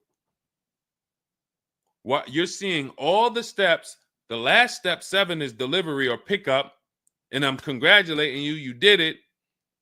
The step before that, we're going over paperwork in the finance department and extended warranties. You shouldn't be there because you should be going through step 1, checking it off. Deshone told me do this. Step 2, check it off. Step 3, and then once you get to step 7, which is delivery, check, just picked up my car. It's a checklist, not a Bible or a almanac for car research or car studies. That's not what it is. And so I want to let you know that so that you don't come in thinking you're about to learn a lot about cars. In fact, that's how it was when I first started. My first book was called 52 Car Buying Questions Smart People Don't Ask that cost them thousands. 52 car buying questions smart people don't ask that cost them thousands. That book's not for sale anymore, but if you Google it, it's highly rated. People loved it. People said, Deshone, I use this book, man. I learned so much and I got a good deal. Because I still was teaching you how to get to the multiple offers, but it was too much information. That was when I came and I started teaching and I said, I want to teach you everything I know. No, the way my book now is, Cars from Home, 7 Steps to Saving Time, Money, and Avoiding Dealerships, is to get you right from where you're at to your car. 90 minutes, 2 hours from home. Boom, boom. Little small exercises here, 10 minutes here, 5 minutes there. Boom. All right, I'm picking up my car. So that's why we have the success stories that we have, because of the fact that it's a focused step-by-step book. Okay? So you can get your copy in my TikTok bio, my Instagram bio, the YouTube comments, or the Facebook comments. It's 75% off. That's the welcome offer. It's normally $97, but you can get yours for $24 as long as you get to my bio and Instagram, TikTok, or the YouTube comments or the Facebook comments before that 2 hours expires. This is Brian, just got his first ever lease using the book. Thank you, Brian. 2025 Honda HRV, $30,000 car, $395 a month. That's a 1.2% ratio. No money down. Initial quotes from that dealer was $434, and he used the counter offer calculator and got it down to $395. So that's his best offer, not to be confused with his only offer. That's his best offer that went from $434 down to whatever he ended up paying to get it to 1.2%. So that is how you want to do it. Step by step, go grab your book. Make sure when you get your book, screenshot the thank you page, because my support team's email is on there. Sometimes you're typing fast, you misspell your email, but as soon as you actually pay the $24 and get your book, you'll see the book is on the thank you page. So you can click that link, open it, save it. Make sure you save that link, because every time I update the book, that link is your master link, and I also email you a copy. Okay, and then you'll have everything we teach step by step to get as many cars as you want. You'll see, you'll be like Sheree, you'll be like Zafrina, 2 and 3 and 4 cars. Rosalie, 4 cars. Ken, we talked about. Trey, we talked about earlier, 3 cars. These people have been with us since 2021 and 2022. So if you're new here, you got people that's already 3, 4 cars up on you using what we use, and catch up. All right, go ahead, Dolan. I saw we got a couple more from Carrie Ann. We got Linda March. Following your book to secure a lease, how do I get it? Oh, that's what we just answered. We already answered that one from IDK. I saw you grabbed it, but I answered it before you grabbed it. Carrie Ann Gifted Hands. Evening. Okay. Can a dealership... I'm sorry. I'm having trouble reading. I'm going to have tea on these broadcasts, because can a dealership take your newly purchased vehicle to a private mechanic without telling you? Actual dealership, because he refused to pay the money to get it fixed. Can a dealership take your newly purchased car? So if they're taking it to a private mechanic, then it most likely does not have a manufacturer warranty, because if it had a manufacturer warranty, for example, Kia has a 10-year manufacturer warranty, bumper to bumper warranty. I think it's 10-year bumper to bumper. But when the manufacturer puts a warranty on a car, dealerships don't really want to take it anywhere, because the manufacturer is covering the cost. They're covering the cost of the parts. They're paying the dealership for the labor. So it sounds to me like you got a pre-owned car and it was newly purchased to you, but it doesn't have a warranty. So they may have offered you some form of warranty. Maybe they put something in writing, and whenever you buy a car, you should have something in writing on the buyer's order. This is why we have a whole step in my book for paperwork and protection. That's step 6, because you need to have certain things in writing before you actually take delivery or pick up. But it sounds like they probably had an in-house warranty, like, hey, if you come back, you got 30 days or 3,000 miles, or you got 90 days, and if anything goes wrong, just come on, bring it back. And now you brought it back because you had an issue, and they're looking and saying, well, our guys can't fix the issue, or we don't want to pay our guys to fix it. We're going to pay, this guy over here, and he's going to fix it. He can do that because there's nothing in writing that says he can't do that. And she said, correct. Ask me how I know. I swear, the reason why I invite you into my world, guys, is because everything that you think is complex is totally normal for us. That's a crazy situation for you. I can tell you exactly what's going on because I've seen this situation for the last 20 years. So when you're coming into our world, it's like, wow, this guy really knows. I see why he can kind of keep me calm, because this stuff is calm for me. That's where I want you. It's like being with somebody and you're going into a scary situation, but they've been here 200 times. Oh, it's dark back there. No, nothing ever comes from back there. When we get up here, you're going to hear some sounds in the bush, but that's just little raccoons and they're harmless. They actually like, oh, okay. You start to get more comfortable because the other person has been here a lot. So there's nothing in writing that says he can't do that. But if it is in writing that he needs to fix the issue, that's really all you care about. What's really in writing is you need to fix this. How you fix it and who you get to fix it, that's your internal business.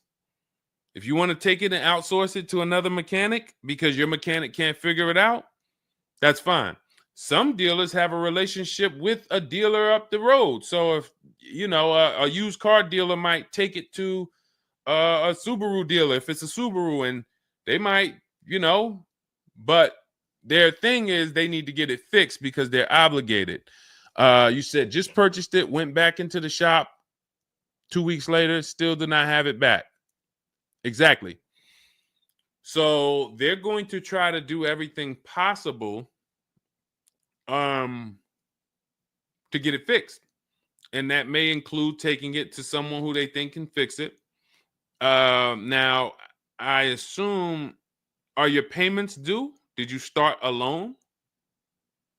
Because this is different if you have a loan and you have my car and I have a payment due in 2 weeks or 3 weeks or 1 week. And if my payment is due, then I'm going to actually wait probably 1 month. And if I don't have anything in writing of when I'm getting this car back, then I'm going to make a police report. And because now I'm getting ready to either unravel this deal, you got to give me a car. I need to, and watch this. Why the police report? It's to document what's happening. First of all, people don't like to see police pull up to their, it's leased. It's a brand new car.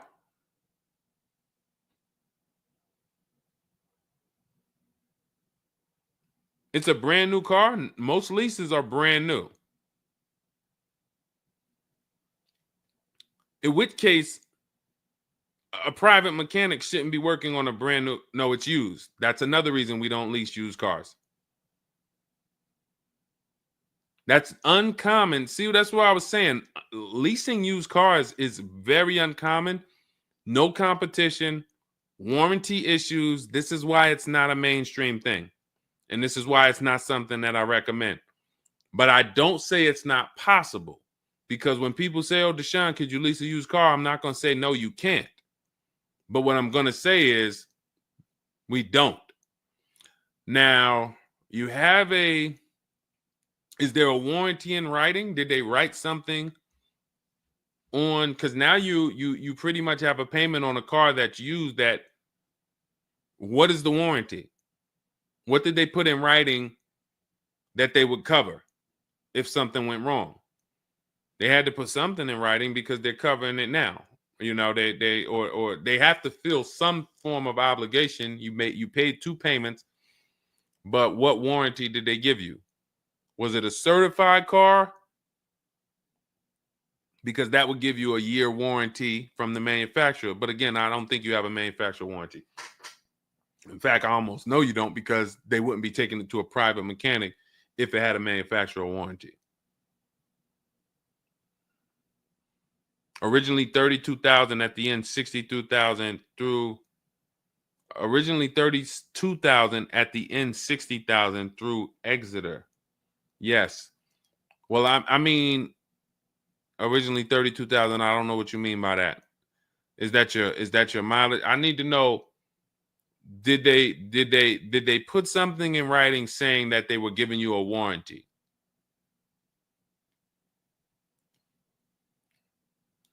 We'll try to work through this, because it's no different than if you bought a car from them. There's a bank involved, but it's a used car. It's no warranty, and they're pretty much holding on to it and trying to fix it. And if they can't fix it, we need to know, are they obligated to fix it or not? If there's nothing in writing saying, hey, you have this time where you can bring it back and we'll fix it, then that's gonna be that's gonna be hell for you. So we really don't want that. So, but I can't tell you how to approach this without knowing what is in writing. And again, when you get my book, not you, I'm just going to try to help you through, but I'm talking to you. That's why we have step 6 is paperwork. Because when you're sitting there looking at a bunch of paperwork and they're telling you to sign it, okay, sign this now. All right, this is your motor vehicle stuff. This is your okay, do you want this? What is important and what's not? What is important and what's not important? Out of all of this stuff, there may be 1-2 words on here that I need to know. I need to look at that buyer's order, and I need every used car, every single used car. I need to know what the warranty is when I drive off. Is it as is? That means when I drive off, it's on you. If the axle falls out on the highway 5 miles from here, you just signed an as is deal. Buyer beware, it's on you. Is it 30 days, 1,000 miles? Who's going to do the work? Is it from the manufacturer? Is it from this dealership? Where can I go and use this at? You got to come back here. Do I have to go? Is this a nationwide warranty? I need to know what is covered on this paperwork so that I don't end up in a situation that we're trying to get out of right now. The warranty is through portfolio protection.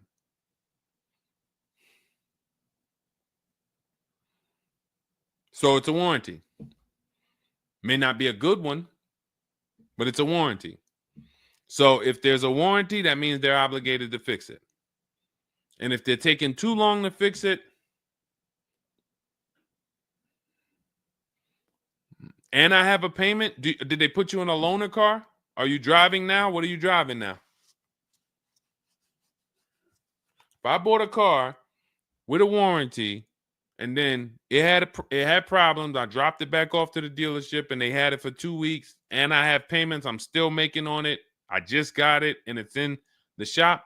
I'm not going to let that car stay in the shop more than 30 days with no car. I'm in a loaner. Okay, so you got to just chill out. You got to just chill out. Hopefully the loaner is as nice as the car you got. And if the car and if that's the case, then you just chill out. It's not a mainstream program you're in. It's like a black market program. That's the best way I could describe it.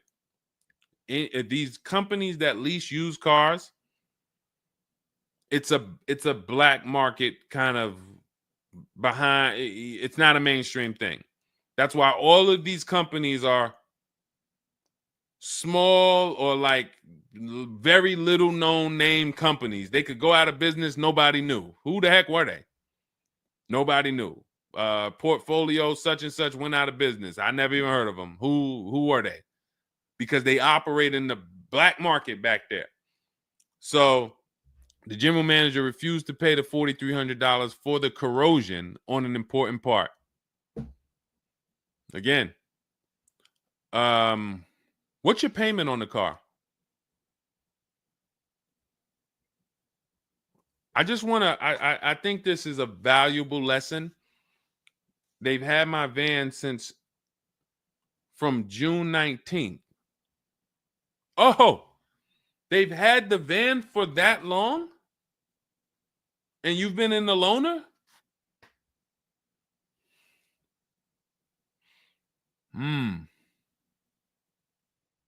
Holy crap. All right, what do I do from you? What's your payment on the car?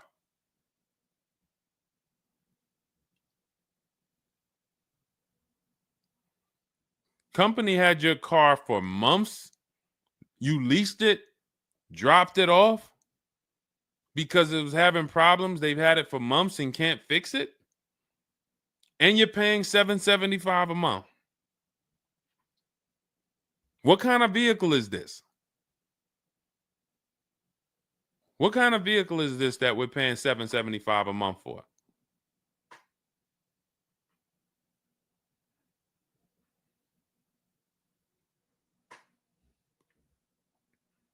I just want to give you some time to type. I mean, I like to try to give you, I like to try to give you a like, what would I do in this situation? And then you have to realize that you can never put yourself in this situation again. Pacifica, a Chrysler Pacifica. It's just getting worse and worse. $775. Do you know what you could be driving for $775? See, the used car leases. Why the used car leases? They don't even make financial. It's not even like a huge financial win.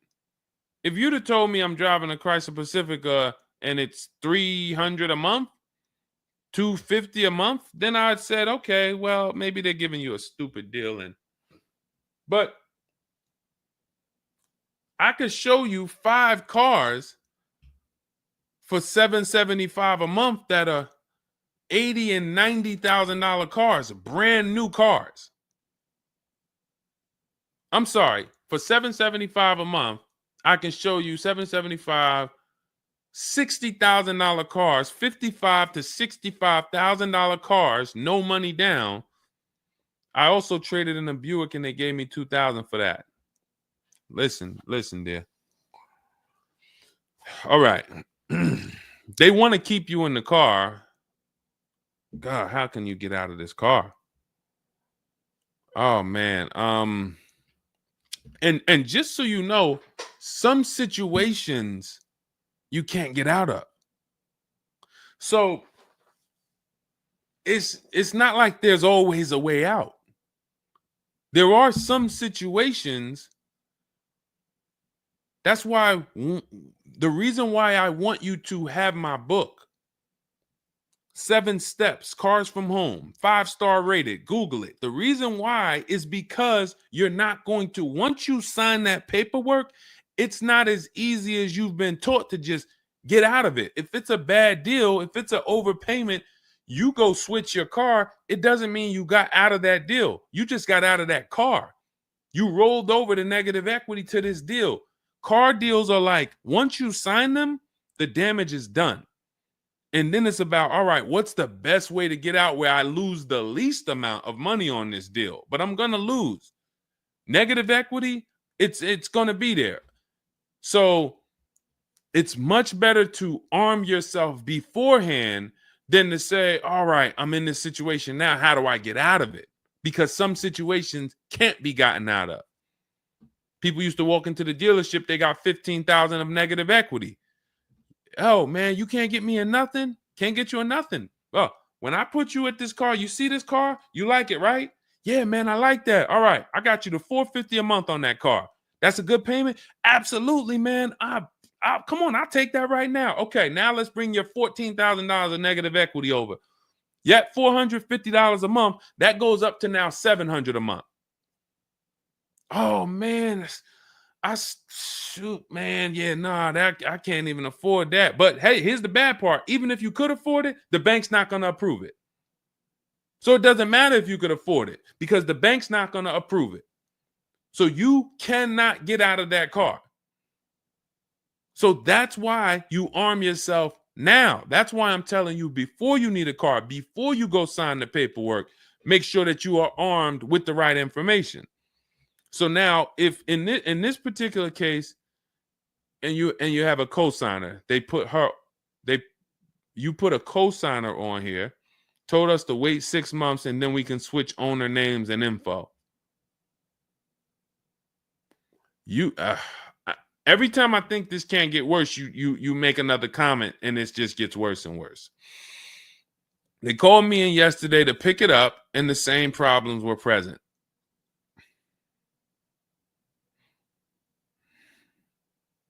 Good Lord. I'm almost stumped. Okay. All right. All right. You need to find out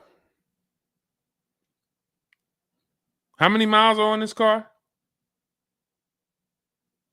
How many miles are on this car? This is not a good situation. So that's why it's harder. And what I'm about to tell you, it might not even work. You may just be stuck in it. I'm trying to see if we can slice it any way possible to give you some form of solution. But if they keep giving you the car back, same issues, 60,000 miles on the car. Okay, so what I would do is you call and get the payoff. It's gonna be low. I mean, it's gonna be high. Call and get the payoff because your payment $775. I'm trying to see if you can sell your way out of it. Can you do a lemon law on a used car?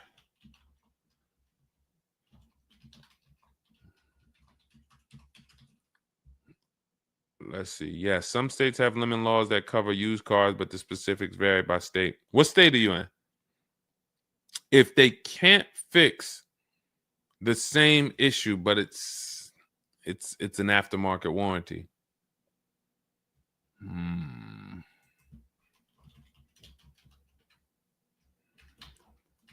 What state are you in?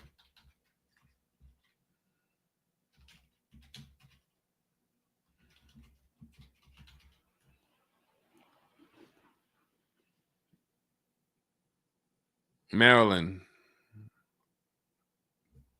Let me see. On a used car, Maryland. In Maryland, the lemon law primarily focuses on new cars or lease cars. Nope, that's not going to work.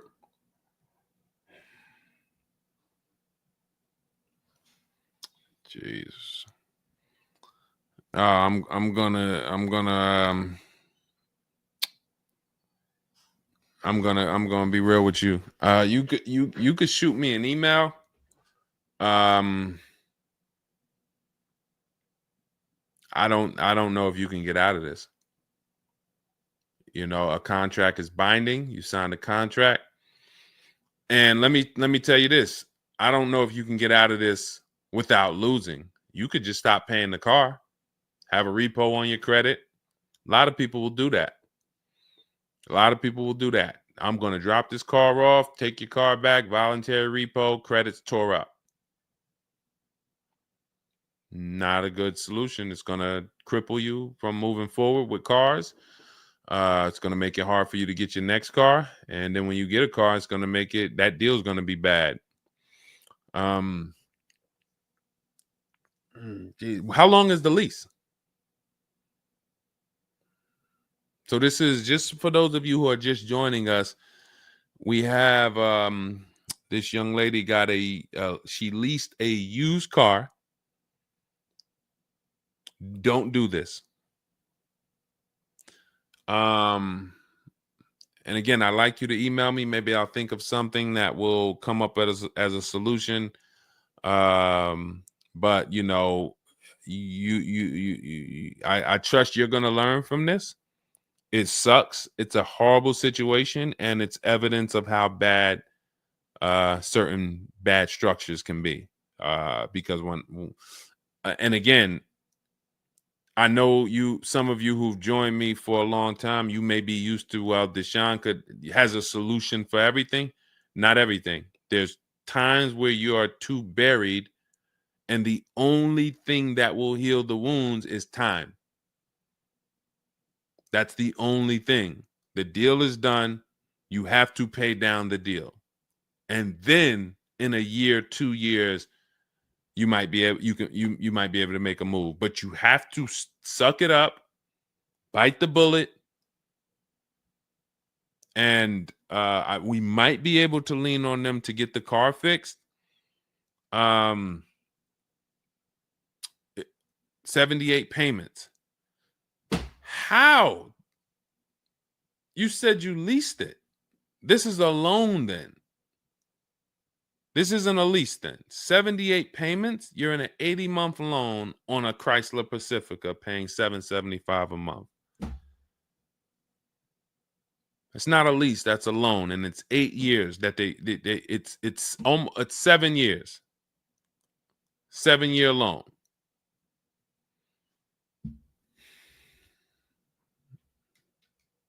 I mean, this is why I do what I do. You know, like, I don't want you thinking, okay, maybe you don't sign, maybe you don't make a mistake that is this serious, but this is cars. When I'm breaking down these big numbers and I'm throwing out these big numbers, oh, this is a $4,000 mistake. Oh, if you don't do this, yep, you're looking at about $4,000 or $5,000 you're gonna leave on the table.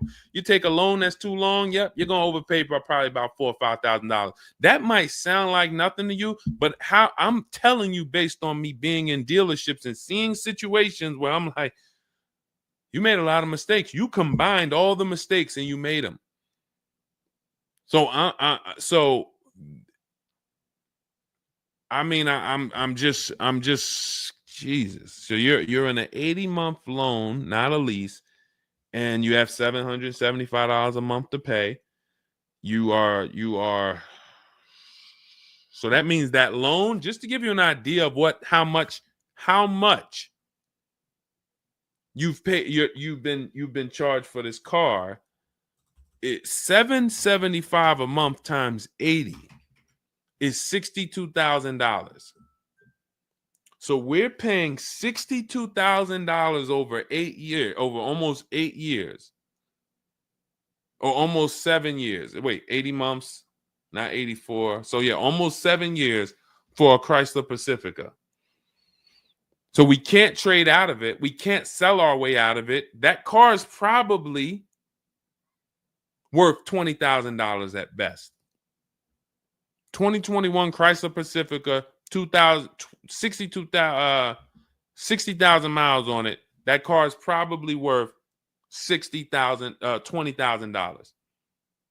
But they charge you. You're going to end up paying $60,000 for it. Jesus.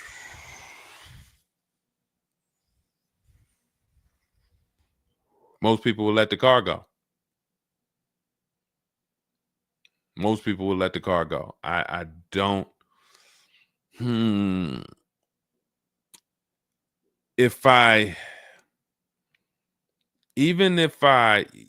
you run your negative equity, that is exactly what it's saying. 62,000. It's exactly what it's saying. $62,400 to be exact, including the $2,000 down payment.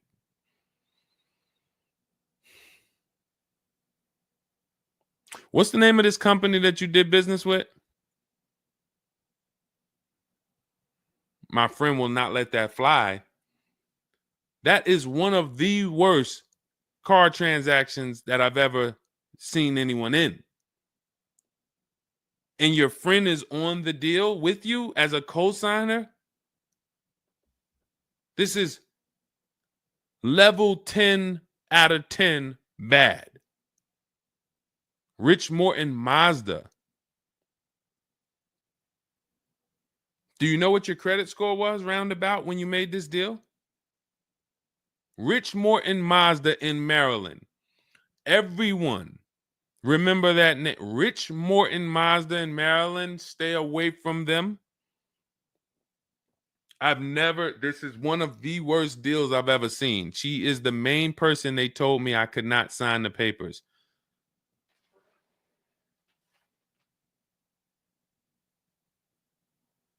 Oh. We wouldn't be friends anymore. Now, here's the truth. Nobody pulled the wool over anybody's eyes. We looked at these numbers. She didn't say to you, wait, these numbers look crazy. I'm not signing them. You're not getting this car. Both of you went in there and signed these deals. So let's I'm not even going to say she's the friend, but nobody's going to say, well, y'all tied me up and held a gun to my head and made me sign those numbers, and y'all didn't even read those numbers to me. So, but, jeez,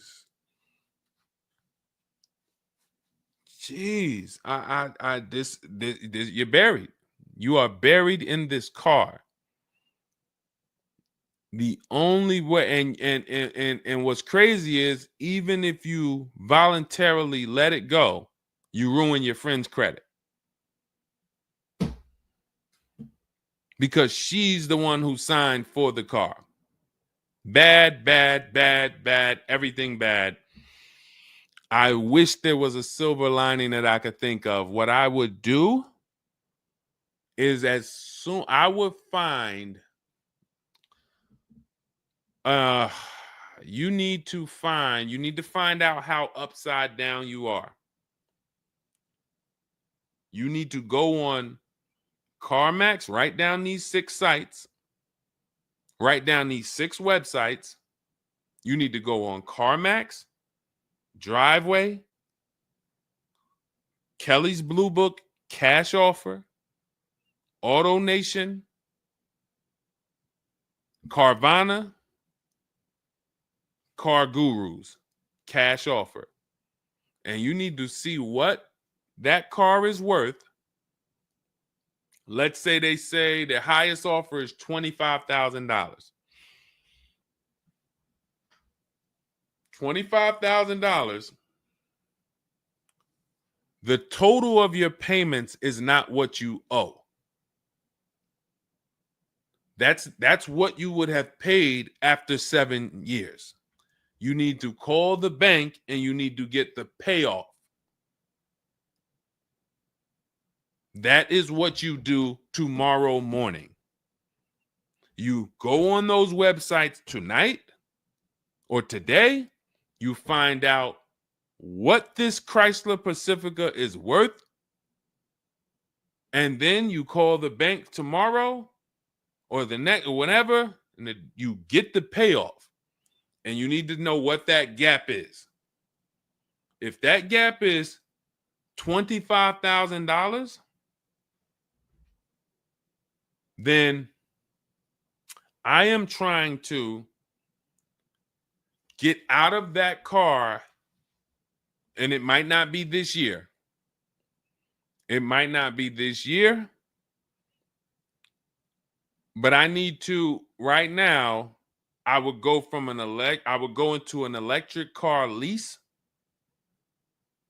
where I could get, like, there are certain electric cars, and if I was shopping them, I would choose a bunch of them that were 50. I mean, I got a couple people who've gotten Like Val, she just got her electric vehicle. Some of these electric vehicles people are saving. This is a 1.16, but even going back to Zafrina's first deal, she got an electric car and she probably got like close to 17 grand off the car. Milligan, I always use Milligan because she got one of the biggest discounts ever using what we use. It's an electric car, but she got, where's Milligan? I got to label these better, Dolan. Remind me I got to label these better because I cannot just cycle through these. Sean got 20 grand off.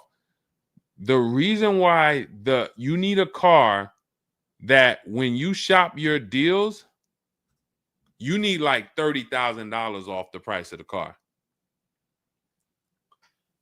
And because right now you're paying a high payment and the car is worth nowhere near what you're paying. So as you pay $775 every month, you're paying it towards an asset that is worth nowhere near what you're paying.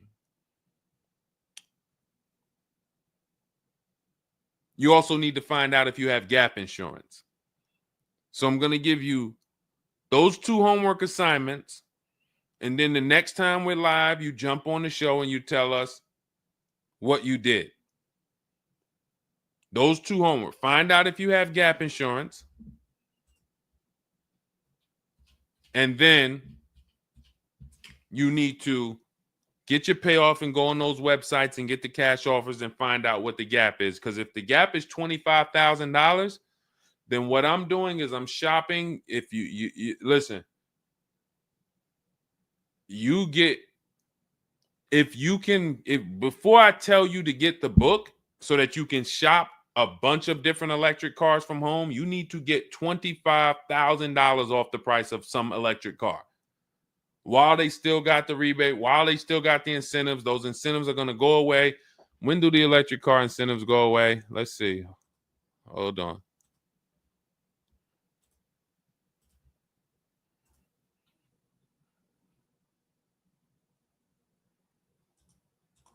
Hold on.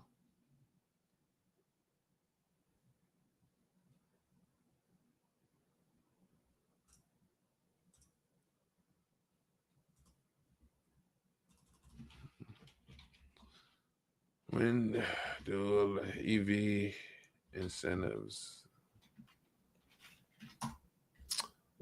I'm going to tell you, you're probably going to see, we're not talking about tax credits.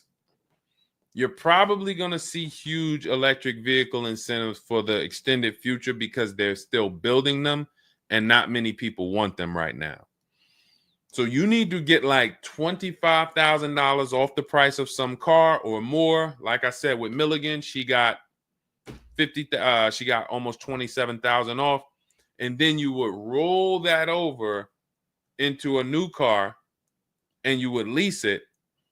And your payment's going to be high, but you're going to be in a good car. So if you lease a car and you end up with after you knock off that 25, 30, $30,000, and I would be just shopping multiple electric vehicle leases using our system. Again, at this point, you're either going to listen to me or you're not. So, I mean, I'm just going to assume you are. And you would just run multiple electric cars through our 25-to-5 system and see, all right, how much could I get off that one? Oh, they're saving me 15 grand. Nah, that's not enough. All right, let me go pick this Kia SUV. All right, how much can I get off that? Oh, 17 grand. Nope, nah, that's not enough. Oh, let me pick this one. Oh, they're giving me 22 off. All right, that's better. Let me see if I switch this car over to that, how much they would give me. And you're trying to get out of that car, but you cannot bring all of that negative equity over unless you already knocked down this new car by $20,000 or $25,000 because the bank is not going to approve it. So you need something that you can save that kind of money off of and then come over to a lease and then, all right, forget about lowering your payment right now. You could lower your payment right now. You need to get out of that car into a better car for the same payment or similar payment. You're not lowering your payment. Only way you're going to lower your payment is to get rid of the car, ruin your friend's credit. But once you do that exercise, let me know where the gap is. Next time you see me live, jump on. Hey, Deshone, I did it. The gap is like $22,000, or the gap is $30,000. If the gap's 30, then we got to see what we do there. But the long-term plan is I need to get out of this and I need to get into an electric vehicle that I can lease for 3 years so that I can bury all that negative equity into this car. And what it's going to be is it'll be like, all right, I'll knock 25 grand off the price. Normally my payment would be stupid low, like $250 a month, because I just knocked 25 grand off this. But I'm actually just putting the 25 grand from this Pacifica back on there. So it's still going to be around 700-800, but I'm driving a brand new car. And then once my 3-year lease is up, I can actually be done with this versus being in this for 78 more months. All right. So next time I'm live, jump on and, tell me you did the homework and we can see if we can actually, try to get you to some form or fashion of some type of end. Yeah, I'm not a fan of the electric car. Can't help you. Can't help you. I appreciate you being on here, but you should have not been a fan of this. How are we in a 2020? This is the part where we have to realize you have your friend tied to this car. And I'm telling you what you may be able to do to get her out of this situation and get out of this Chrysler Pacifica. That is a car that is worth $20,000 that you have a loan on of $55,000+. And you're like, I don't like this electric car. I'm not a fan of it. I'm telling you, there's tons of them out there. We should not even have our friend on this deal. So be a quality friend. Don't be like the people who will come into the dealership, put their friend on the credit, on the credit. Hey, can you sign for me? I had one girl that would come in and she had her mom on one car, burned her mom, and they had somebody else from the church coming in here to sign for her to get another car because she burned her mother's credit. Didn't care about nobody. Do not be that person. You have someone tied. Your friend was nice enough to be on this horrible, terrible deal with you. Now you need to do something to show her you are trying to get her out of this deal, regardless of how you feel about the car, because you should be feeling terrible about the Chrysler Pacifica that you're in that we have an 80-month loan on. She is the one who put us in this situation and we are trying to go the best route. So how are you in the deal? Does the lease go from the day you got it to the anniversary day? It goes usually 3 years. How are you in the deal? When you're saying your friend is the one that put you in the situation,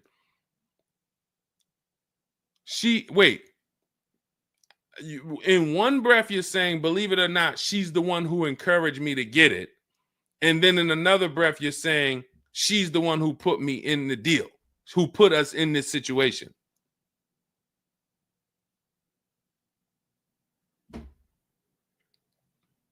I don't care who put you in the situation. It's a horrible situation. So if you want, that is the only solution, and it may not even work.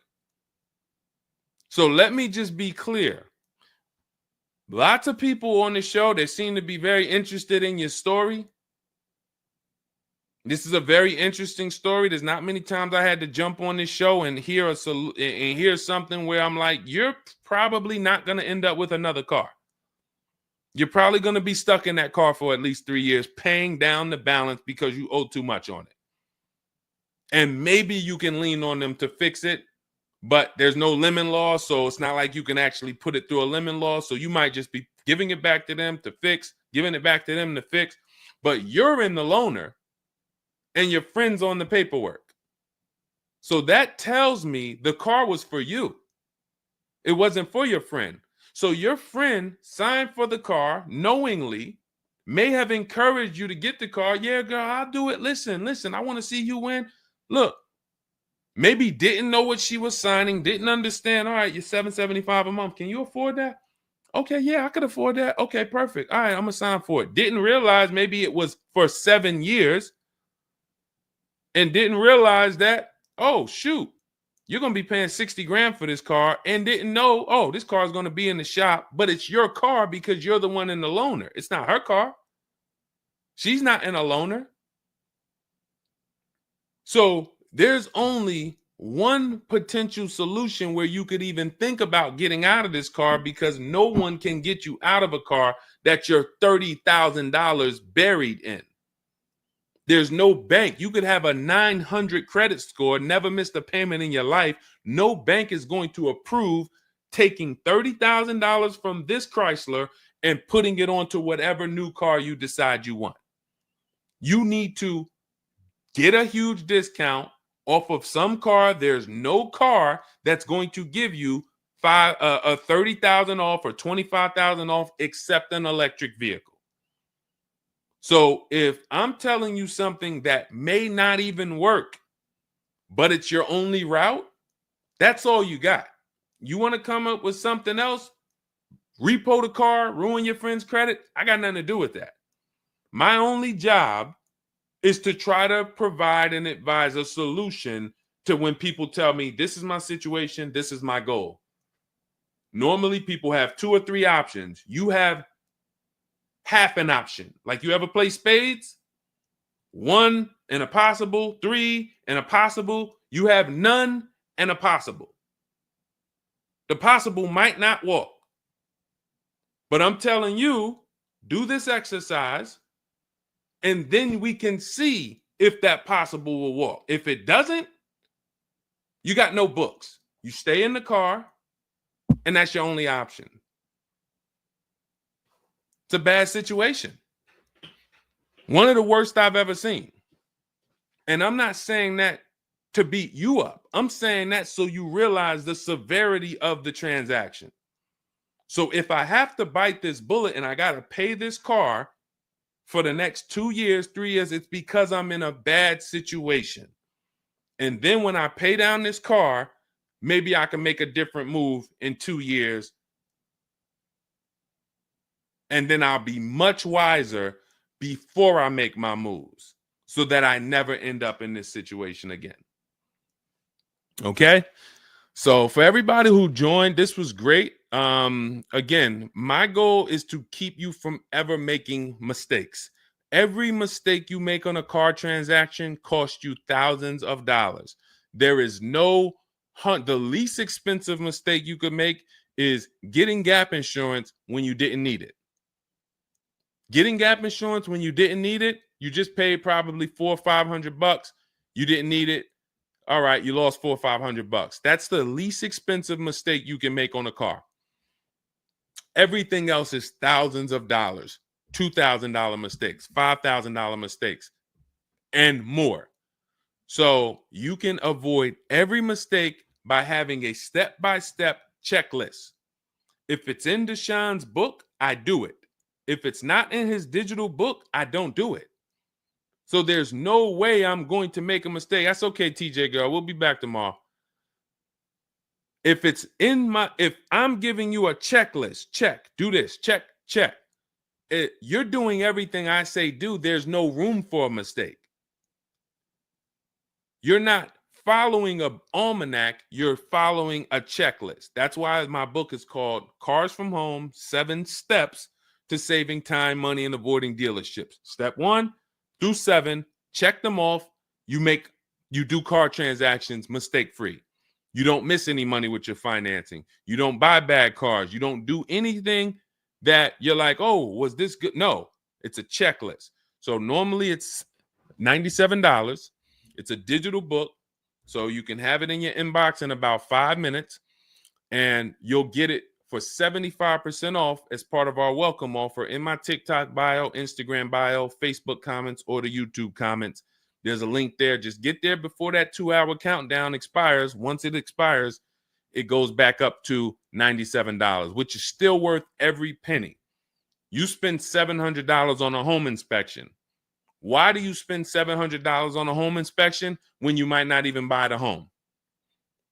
Inspector might come back and say to you, you know what? Hey, listen, I got the report for you. Just so you know, that roof needs replacing.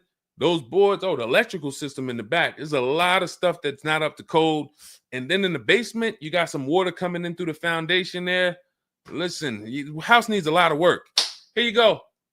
$700. You and your family might not buy that house.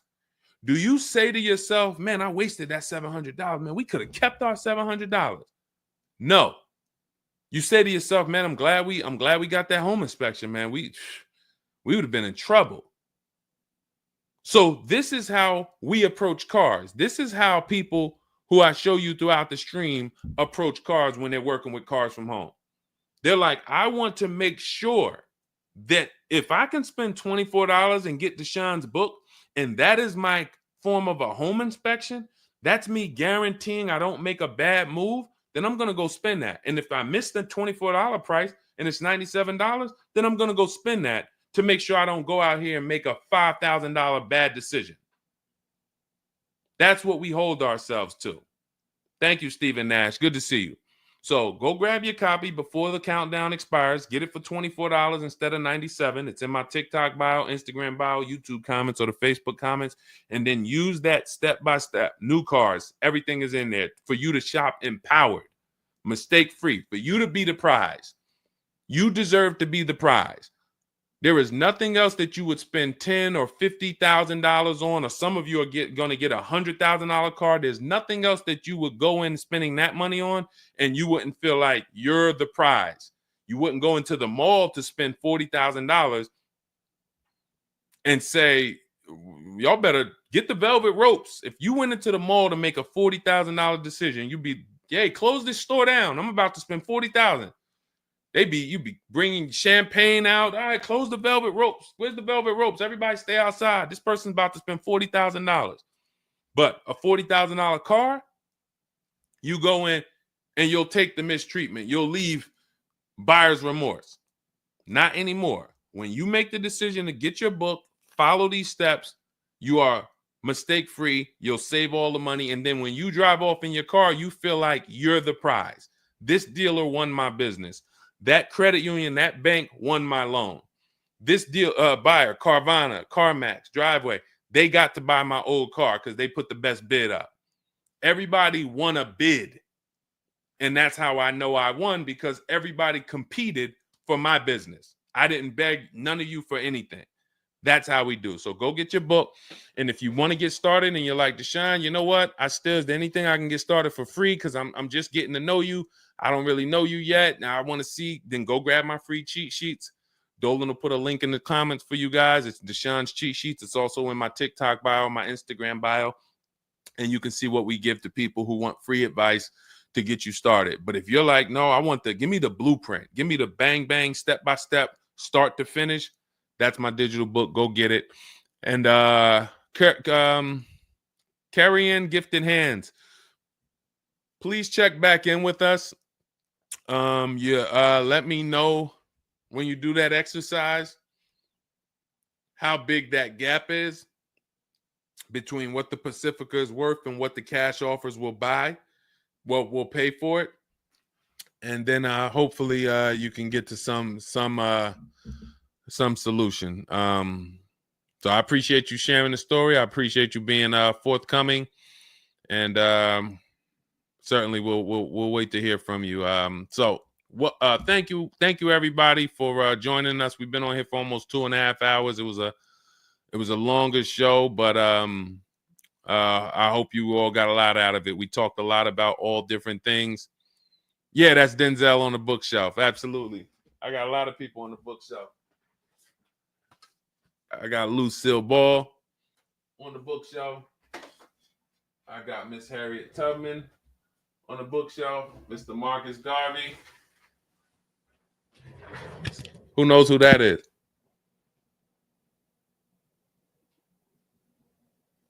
That's the great one.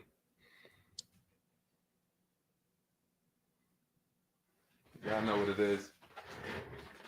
I only have the greats around me. Alexis Chu, you don't know who that was? Who could tell Alexis who that last person was? Man, you better get up on the honeymooners. Yep, that was, yes, TJ girl. Yep, Jackie Gleason. Yep, that is right. The great one. So yeah. So yes, so it was a pleasure. We'll be back. We'll be back for another show. When you see us, jump on, get your questions answered. For those of you who have my book, I want to thank you. Shout out to I saw a couple people say they grabbed their book and they were using they were ready to use it. I would get the paperwork through email, never received it. I need your help. I bought 2 brand new cars. I was told I would get the paperwork by email, never received it. So call the dealership. Call it. You bought 2 brand new cars. You said you would get the paperwork by email. You never received it. Call the dealership and, hey, where's my paperwork? Ask for the finance manager. Where's my paperwork? That's what you do. All right. So all right, I'll let everybody go. I'm tired. I can't even get myself together. This is, I'm gonna jump off and we'll be back. We'll be back for another show. Make sure you get your book in my TikTok bio, Instagram bio, the comments, or the Facebook comments or the YouTube comments, and I'll see y'all on another show. All right. God bless you.